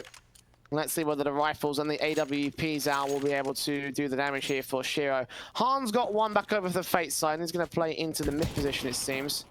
Out from the sniper's nest to control out, but the entire T side is set up for the basics. The set smokes and utility for the execution here. Not even going to waste any time with this one. They're going out very early here. Yeah, just gonna flash out, clearing all those obvious angles, clearing Underwood, but there's 2 on the bomb side. Patrick goes down. They haven't checked Ninja, though. Mar just sort of gonna camp there for a while until he hears the bomb plant, or until they sort of get in his crosshair when he peeks. Tetris goes down to the bomb planter, actually, and it's 3v3 retake. Actually, Ham gets Nafni with a grenade, so that bomb is not even down. This is a massive disadvantage for Gambit youngsters. The 3-on-2 situation, the bomb does get picked up by Inters at least, forcing those CTs away from the CT spawn. Flashbang over, smoke back down from the CT camp, might throw off the bomb plump potentially. Inters will go for it in the end. Open for ramp, I think Han saw the feet. Looks like his shot does not connect his kill, and now the youngsters are going to be suppressed. Back over towards the ramp and to jungle. Caps up with the AK, hoping to see the CT forces pop out as the smoke starts to clear. Making their way out, Nicky takes out Inters, there's all left the Supra. Bomb is open for him, he's going to wait for that tap, hopefully catch a CT in the interim. Maybe find the AWP as well. Tap on the bomb, forcing a peek out. They're sticking it now. Han has no idea this play is here, but swinging. Blocker's got him covered. 5-0 for Fate. Another great defensive held together here for the CT side. Yeah, just a great sort of... well, it was a bad after plant position in that every single thing he does, there's always two other CTs that can refrag them instantly. So just an unfortunate position for Supra to be there at the end in a 1v3. But Gambit youngsters, they're gonna brush that round off. That didn't happen. We have enough utility, we have AKs, we can do something again. We're going for a fast A again, possibly just... No, they haven't thrown their smokes yet, so they're just waiting for the utility. No! They threw their smokes as soon as this smoke on ramp went down. This is a disaster for them unless they can run through it with like a flash. I don't think they have any flashes on them, just a Molotov on Nafni. And they seem to have run back toward B. Out of there, resistance held up by Fate. Over to the T-spawn initially. It's not quite a B commitment just yet, but slowly make his way out for Nafni leading his charge. No mid control from the CT, so no one can contest them. They've got to be careful about this mid control, though. They've seen them push several times so far in this map up. Keeping their eyes on all the corner positions, Supra be left behind to ensure that no backstab comes in. The attention is still mostly drawn to this A bomb site. 3 players total on the main defensive. A 4th could join them from the mid control. But time is ticking as the scaffolding has opened up. Blocker realizes that now's the time to rotate back over to the B defensive. It's him and Nicky standing by with the AK and the M4 to defend against the oncoming onslaught of Gambit youngsters. 30 seconds, they make their way out of the apartments here. It's a challenge from Supra, ends up dropping Blocker, forcing rotations back, as meanwhile the Silent T's start to act over the A play. It's all a ruse, it's all a fake to the B bomb site. Inters drops Patrick first up, got one player at CT to deal with. Shiro will cross with the bomb drop on a man. 10 seconds left to get another kill. Indeed he can. Inters now. 6 seconds, got to get the smoke down, got to get the bomb plant out for this one. I think he's just going to have it in time. Arnold falls forward, not get the shots on Axel there to cover it off. And within seconds, it felt like Fate were moments away from taming in 6th. Yeah, they really should have smoked CT a bit earlier. Would have saved them a lot of heartache, those kills that went through. But in the end, getting that bomb plant and giving Gambit youngsters, whoever that player was, I forget, just enough hope that he could jump through the smoke and no-scope the planter last second. This is just such an awkward place to kill. And yeah, Nicky taps the bomb, doesn't get the defuse in the end because just too many angles for T's to be. And Gambit youngsters pick up the first round.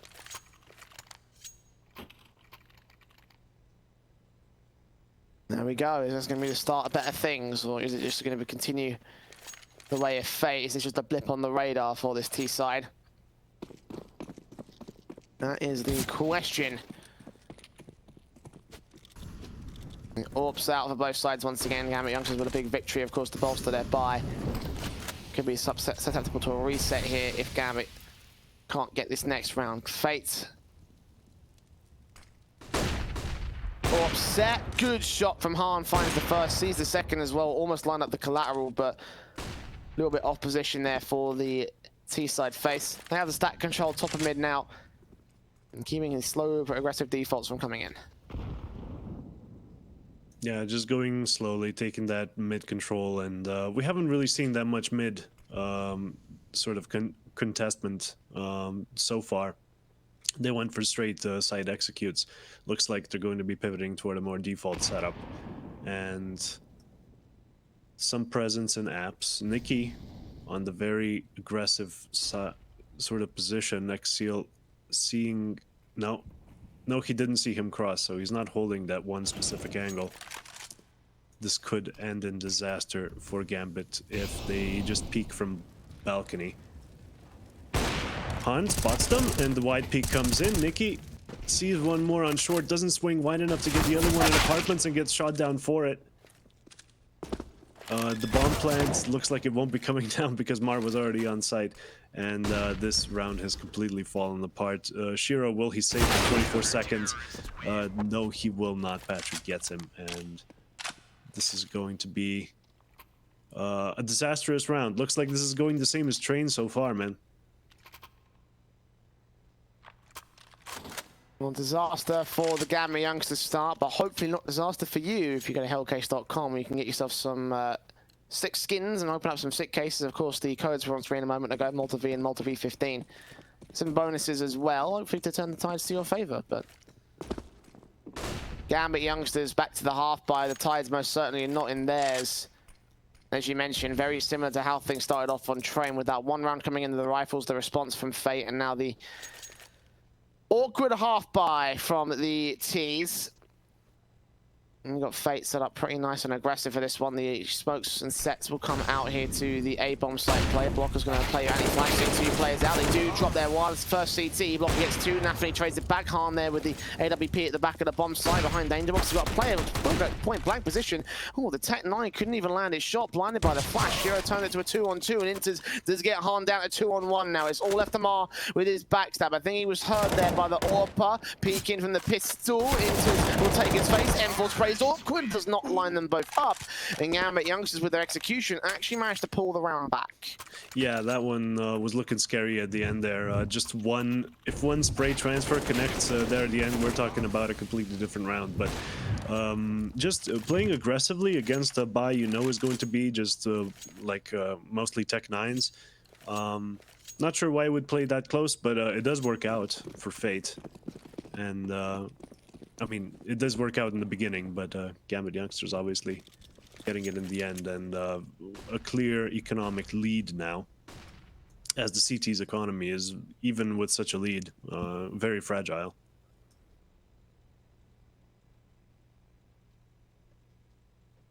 Just trying to get that mid control somehow. I mean, the T's aren't contesting it, but they will be coming out underground. Will be greeted to a shooting gallery, no doubt.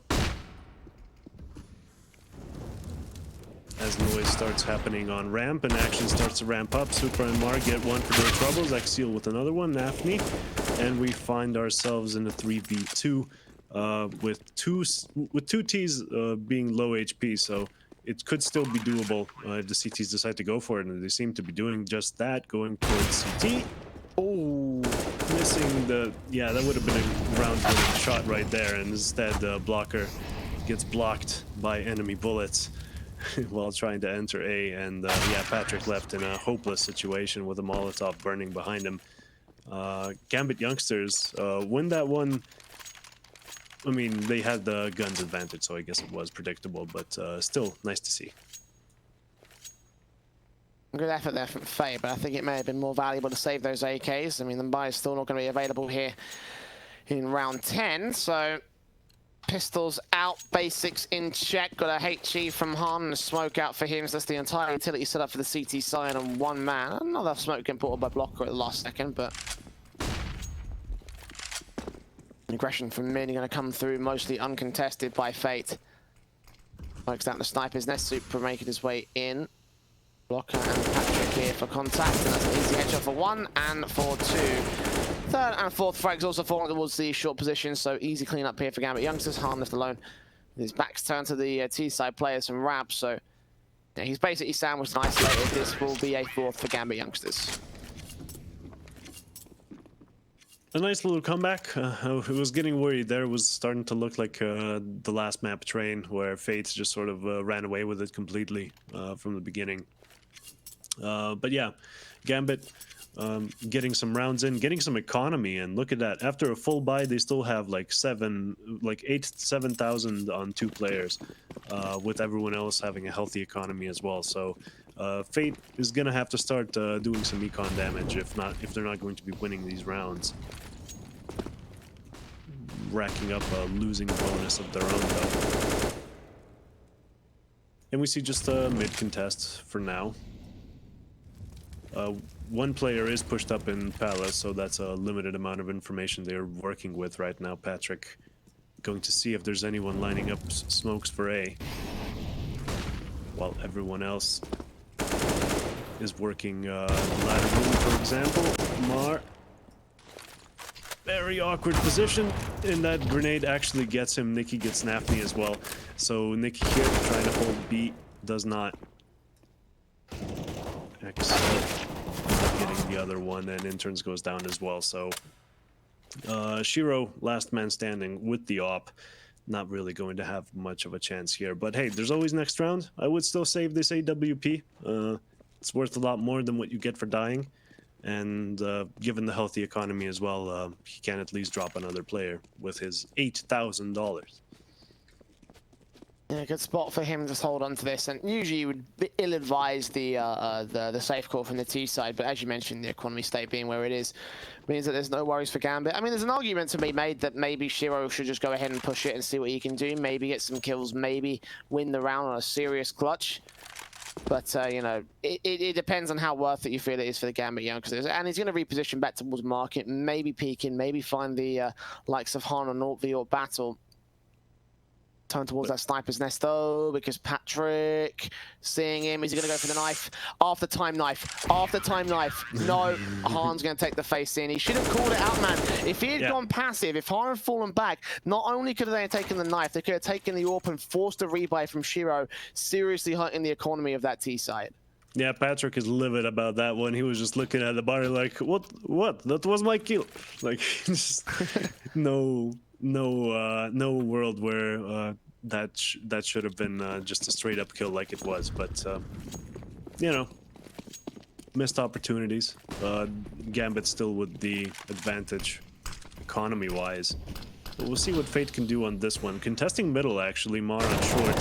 getting that spray down, hurting someone else through the smoke, but getting shot down by Shiro in the end. And we got a nice little trade on mid for our troubles. Blocker. Predictive as ever. Gets Nafny through the smoke, and Nikki, he's gonna have his work cut out for him as well. B short, B apps. Getting ready to push out there. There's no players helping him out. Blocker is rotating in just now from kitchen. Swing! Key. Only gets one. That wasn't enough. A 3-on-2 still for his teammates. Shiro turns it back to evens with the AWP pick on Blocker. Man goes down. Bomb has been dropped for the moment here. You had to see a plant come out. The HP advantage favors the Fate side. Coming in from the apartments, coming in from short. This retake could still be on here. It's not post-plant just yet. They're still waiting for a kill to go their way. A man advantage to be picked up by the T side before they get it. Eventually they do just say, sod it, let's just go for the plant here and see what they can do. Molotov on site might just burn into. Patrick's going to finish off the job the Molotov had started. So low HP for Shiro, and lands that leg shot on Patrick, but doesn't get the kill for it, and that would have been so much more valuable here for him. Flashbang to the site. Patrick supported by the AWP, waiting for Shiro to peek in. They're going to have to force the issue on him, and he knows this. He's shoulder baiting, taking a small risk, but not really going for an overall aggressive extension. On towards Patrick, you'll see the man quick scope doesn't quite land. AWP getting into position here for Han. He gets that final frag, and Fate get to 8 on the CT side. It's a shame because that was the best sort of flick, mid-air flick to the legs that I have ever seen, and he was too afraid to take the pistol out in that equation because obviously the other player was 100 HP, so he couldn't know that the lower HP player was, you know, closer to him. But in any case, doesn't get it done with the AWP, and we find ourselves in an 8-4 for Fate. Round 13. Both teams on the full buy, with some missing utility, and their backup money not looking so hot either. So this is quite a pivotal round. A tactical pause for Gamma youngsters because they realise it as well. Be up for an 11-4 half if they're not careful.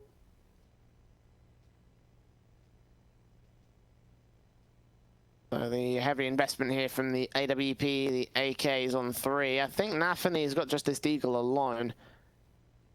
The moneyline has been hurt by that last round. Of course, they were relatively low in that one, so imagining that bomb plant bonus is what really got them to this stage, but they're relying exclusively on that here. Yeah, there is no 4th rifle or 4th AK for the T side, so they definitely got a better buy over on Fate. And look at the aggression from Han already with the AWP, seeing flashes go over. He'll evade most of the utility they're going to be seeing here. Flash does come in, he gets blinded temporarily, but flips back towards the man. Officially registering a shot as blind, but I don't know if that particularly counts. Either way, 5-on-4 situation, Fate have started off the round. And the T is just sort of giving up mid-control now, going back for that bomb. One player lurking in Palace, but the rest of the team, where are they going? I suppose, yeah, they've committed toward the A-bomb site rotate. B-Apps is rotating there as well, and, well, with the amount of utility they have left, that's 2 smokes, 2 mollies, and a bunch of flashes. That's a decent A-take that could possibly be in the cards, especially if they molly stairs instead of smoking it. But we'll see what happens at any rate. 3 Fate players holding A, more or less. And once noise starts coming from ramp, they'll all be looking there. Or releasing their utility. The execute goes on. Underground is barbecuing, but Patrick is above it. Hopefully he doesn't make any tick noises. Gets one for his troubles, gets sprayed down through interns, and Harn with one as well, and we find ourselves in a 4v2. The T's not having any kind of way to cross that bomb onto the bomb site, and Fate just cleaned this one up, 9-4. Yeah, no bonus money for Gambit either.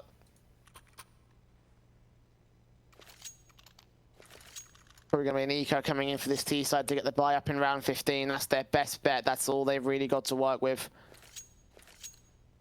Yeah, pretty much. It's just going to be the AK's clean house here on the two players that picked it up, the AWP and the M4s to back it all in. And GAMBIT may look to rush down the apartments area. That may be their best thing, the best thing they've got going for them. You know, pick up that bomb, rush out apps.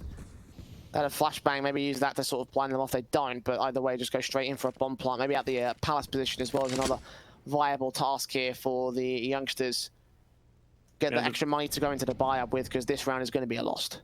They are playing remarkably passive given the amount of weaponry they have. Even run boosting someone with a Glock instead of the Deagle and easier shot of harm's life gets him down. Marb gets one as well, and Blocker finishes it off. So Inter's, yeah, that was just a confusing round. I would have preferred them to just see them like rush or contact rush somewhere. Would have been a higher percentage play than run boosting someone on top middle with a Glock. Not sure what they were thinking with that one.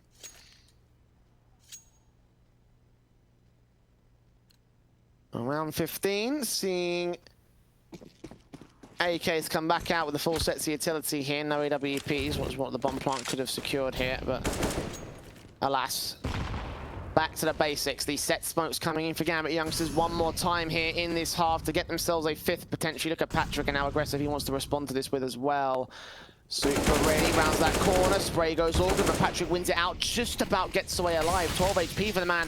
Molotov's in against Inters. Patrick getting out of dodge, but the nade will take him down. Blocker, damage done to Inters, 18 HP. He's solo at Doug, and Molotov in the forced blocker out position, but Mark gets that kill. Tried it back by Nafany, doubles up as he gets aggressive to the bench position. A 3-on-2 scenario now.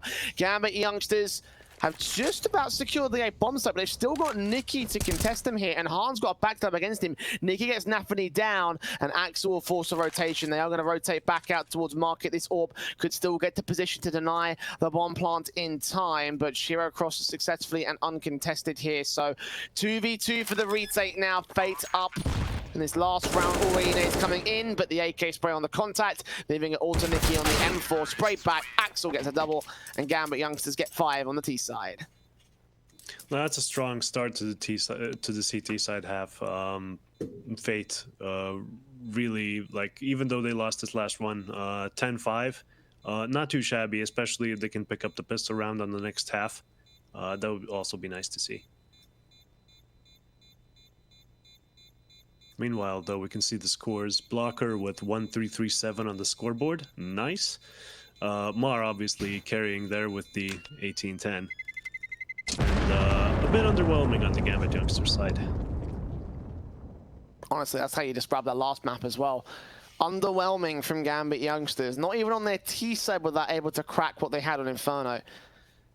They were looking so impressive on T side Inferno as well, which is just like, well...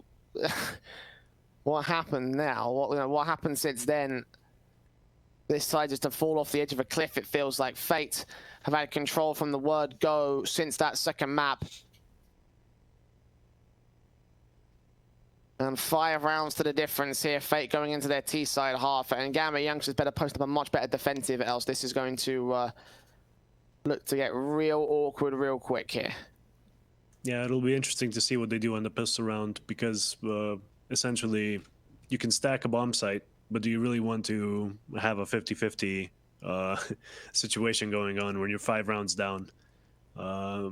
Maybe as a Hail Mary play, but you need something more consistent. And yeah, just GAMBIT needs to get their head in the game, hit those shots on the pistol round, and sort of get some early momentum going, so that maybe we can have potentially overtime. I can see that happening. It would take some catastrophic mistakes from Fate, though. Yeah, absolutely it would. I just don't see it really happening that easily. Ever since Inferno ended, they seemed like a well-oiled machine. Not really making that many rookie mistakes as we saw in Inferno.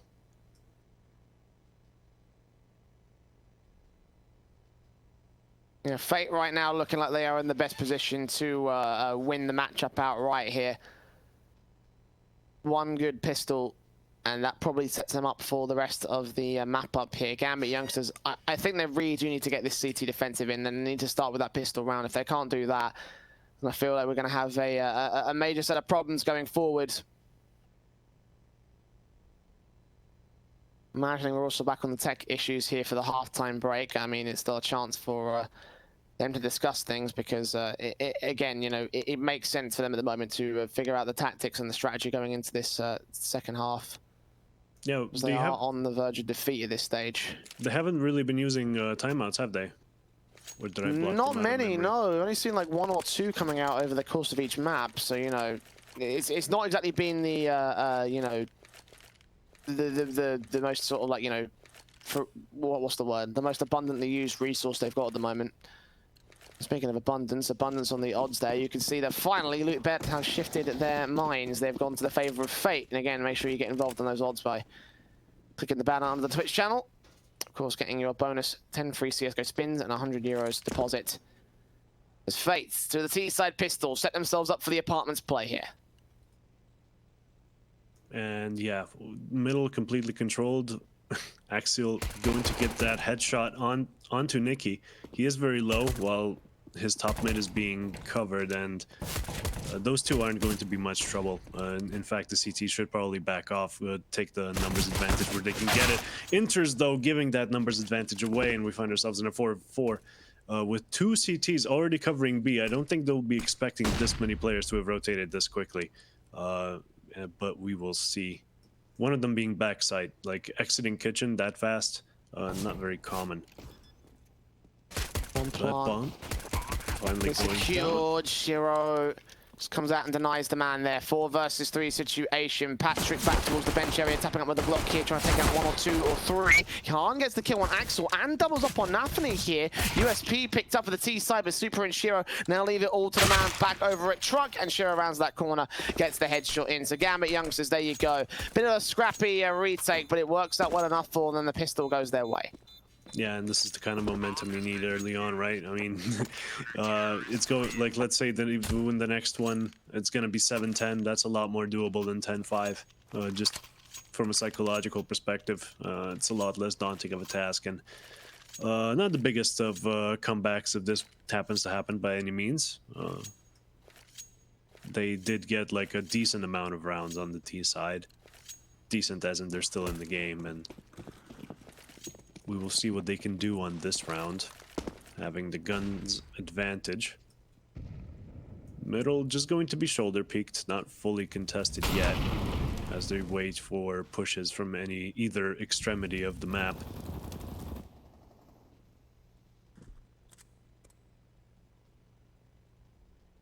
Not really going to be doing much more than making noise for now, though.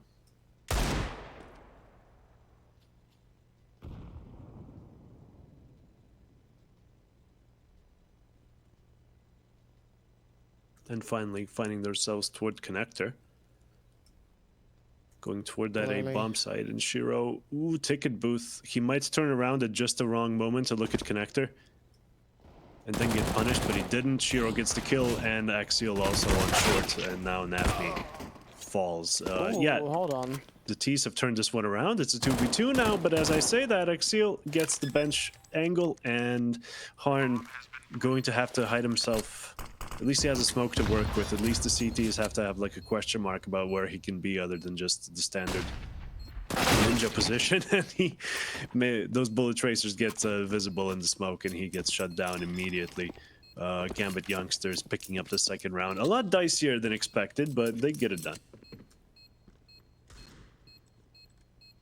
The most important thing for Fate, obviously, on that halfway is getting the bomb plant bonus and taking 3 players out. So with this rifle round coming up here from the T side, means that the chance now available for this team sees an opportunity to reset, most importantly against Gambit youngsters. If they can do that, then that's going to probably lead to some very awkward times. And actually, you can see the buy and how awkward it really will look here. The damage done to the CT forces. Okay, Nafany does end up getting a rifle, but it looked like he was going to go pistol out there alongside Axel as well. The AWP in Shiro is going to be the main weapon to work with on this CT side, and Inters And Axel will take the B side defensive with short control and aggression coming in. They're set to the apartments here. They are going to go straight up execute into the B bomb site here. When the smokes get set up from Mar and Blocker, it seems. Only a smoke for Blocker here on towards one position. The Molotov's flash is coming over. Nade a bit missed time from Axel. Still do some damage. Patrick and Harm relatively low. Nicky gets that one pick. Shiro and Axel try and back in for a 2-for-1. And Fate, now suppressed to the apartments, might look to rethink their strategy here. Yeah, they might be worried that this was a fake the entire time, but it didn't have the characteristics of a fake, and they did shut down the push very effectively. So, not being too worried. Fate's just sort of looking around what to do now, waiting for those pushes, and eventually deciding to push somewhere together, underground perhaps. Yes, they will be going toward connector. Just having one player on short to take care of and one on A site seems doable, but they do have a crossfire. That's here Oh, they don't. The short position, they've actually broken it up. Going to play the surprise go for tactic into the firebox position. The M4 not really watching connectors, so they're going to evade the chance to try and block them off. 20 seconds left. Supra keeping his eyes on Sniper's Nest just in case they make their way around from CT spawn, but mostly it's going to rest in the hands of Nafany here. The bomb plant will be planted open. Flash in, AK rounds the corner. Han gets that kill. Spray back from Super gets Blocker. 5 seconds to the clock. They've got to get the plant in now, and indeed they do. 3-on-2 situation. Han taking a bit of damage. Mars snuck in the back line. Super's got to get taken out. Why would Han peek? Mars still going to bait his teammate in. Look for an opportunity now. Don't go for the knife, mate. Just look for the info. Take him down when you're ready. When you see some more CT presence. Supra smoke to the bomb. Going for the defuse.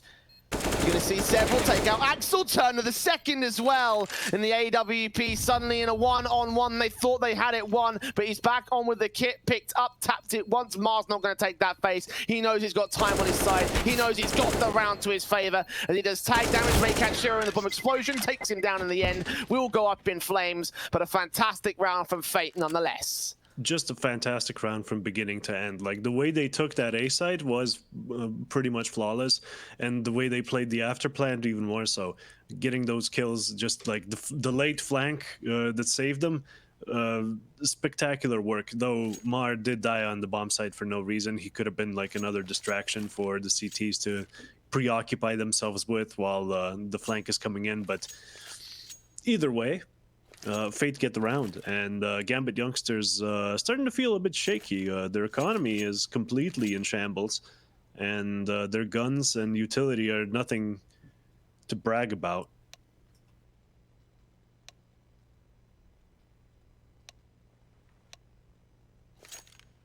Fate, though, hasn't bought yet as the game is paused, so we will see what they commit to, but their buy should be pretty superior to Gambit's, I believe.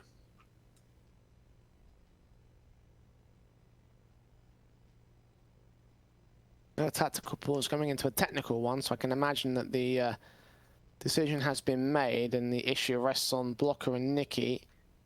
They're the ones that haven't really heavy invested at this stage. I mean, well, other players haven't done so either. See the force back from Gambit youngsters and how that's going to affect their own buy here. The M4 and the FAMAS being the only main rifles. Everybody else up to pistols and upgrades. And, well, I mean, what more can you say other than that? It really just highlights the amount of damage that Fate have done over the course of this half so far. You know, in those early few rounds of the force buy and the ecos, taking players down, taking as many rifles out of the hands of the CT camp.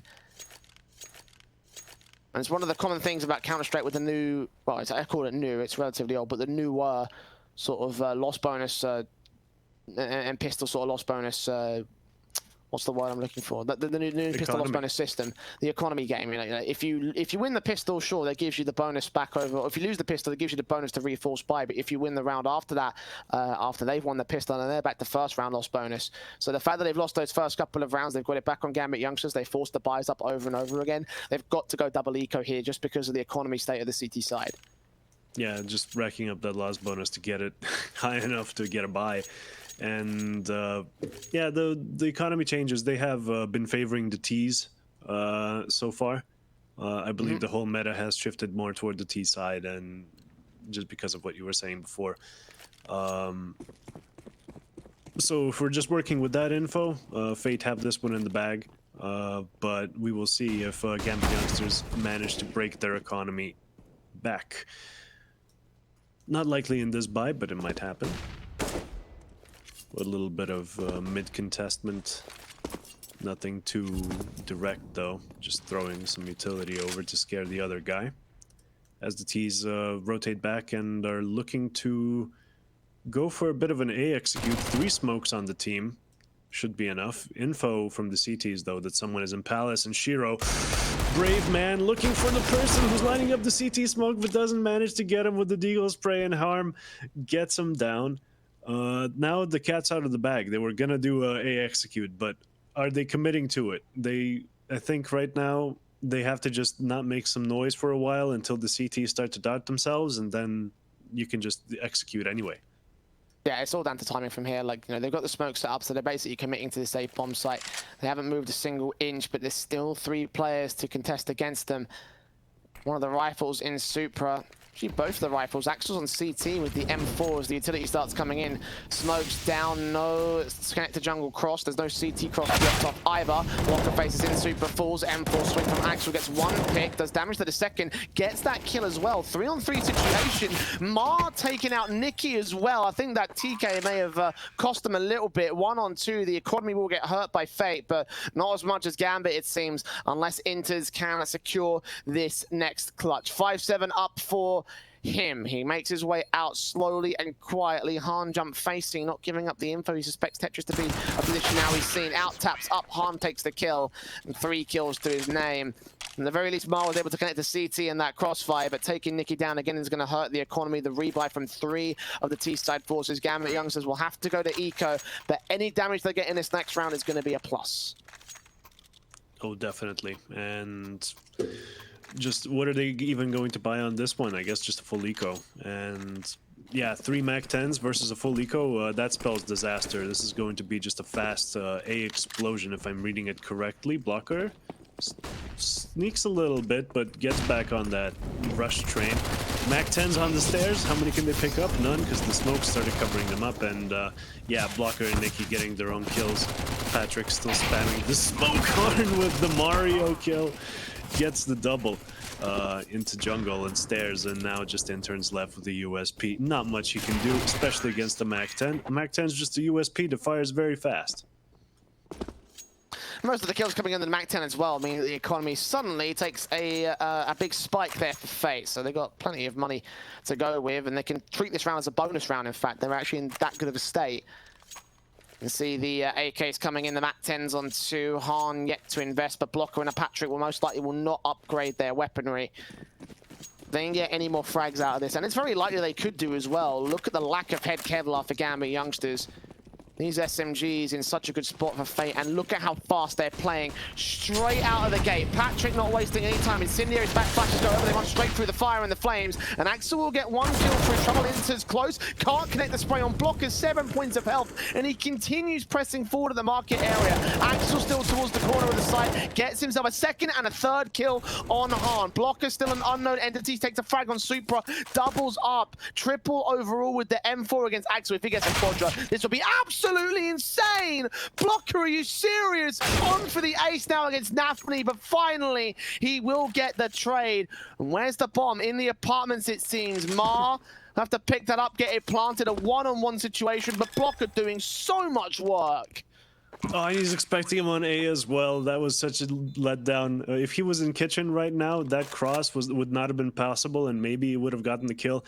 But Mar manages to go into bench, and well, he could just be anywhere from as far as Nafi is concerned. Like Mar just has such a positional advantage in this, and Nafni going to be looking around everywhere, not going to find Mar, and he's going to be going down. That round was insane. That's what you do if you have a bonus round, right? You put the Mac 10s in front, you rush him in. A very good hold from, what was it, Axel, who was just sitting on that B side, making so many kills, so much time wasted. by, you know, just existing on the bomb site. That was being a threat, also very important. Doesn't go his way in the end, but very good hold from Gambit, but most importantly, very good confidence from Fate. Confidence and blocker in particular. 7 HP and he was still up in market. You can see how much money he's got even post-buy on the Molotov on Shiro. He's a dead man. So is Axel. 5 on 3 already to the entries here to the mid position. And the lack of buy is already going to hurt Gambit youngsters. They've lost their main weapons. They've lost their B-site control. They can push up through the apartments now. I mean, this round's already over. This map may already be over here for Fate. They're going to be on match point. Yeah, Gambit youngsters absolutely destroyed in the mid control. Match point with terrible weaponry, because next round, what are they going to buy? What is even their loss bonus? I guess we'll find out in a second. But Nafni, not going to... Is he going to keep this FAMAS? I suppose he will. He needs it. This is a lifeline. And when the FAMAS is your lifeline, you know you're not in a good situation, I guess.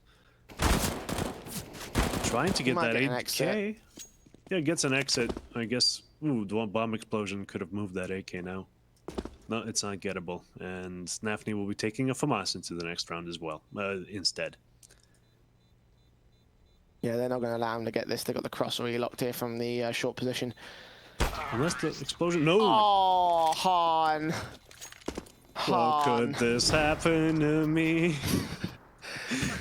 Just gets completely obliterated through that. That last hope he had. Maybe the explosion moves the AK. Maybe I take it. Han says no. 15-7. Map and match point for Fate. And hey, at least Gambit youngsters are getting more rounds than they did in the last map, so there's that much. But even so, for the favorites in this series, it's a disappointing performance from the Russians. Unless they manage to pull it back from here. The awkward force buy comes out, but look at Patrick. Forced forward, getting a kill out, looking for the FAMAS. Nafni has no idea he's here. He's a dead man. And the scout in mid, burning alive. Shiro goes down. 2 players left for the CT side. Inters and Supra. There's no way back from here. This is done. This is going to be 16-7. Fate again, 2-1 this series. Go forward to the semis and eliminate Gambit youngsters. Yeah, well deserved. It's a shame they couldn't do any of this on Inferno, but hey, if they had this kind of train and this kind of mirage up their pockets, up their sleeves, as it were, this is a well-deserved victory. Maybe getting ahead of myself though. Interns, no, doesn't even pick up the low HP player. And Supra, with everything to do, gets the double. You're gonna have to ace this one, buddy. You have 1 minute to do it, and a FAMAS to do it with. I don't think you're gonna. And Nikki picks up Supra, the lone Estonian on his team. Fate will win this matchup. I'm just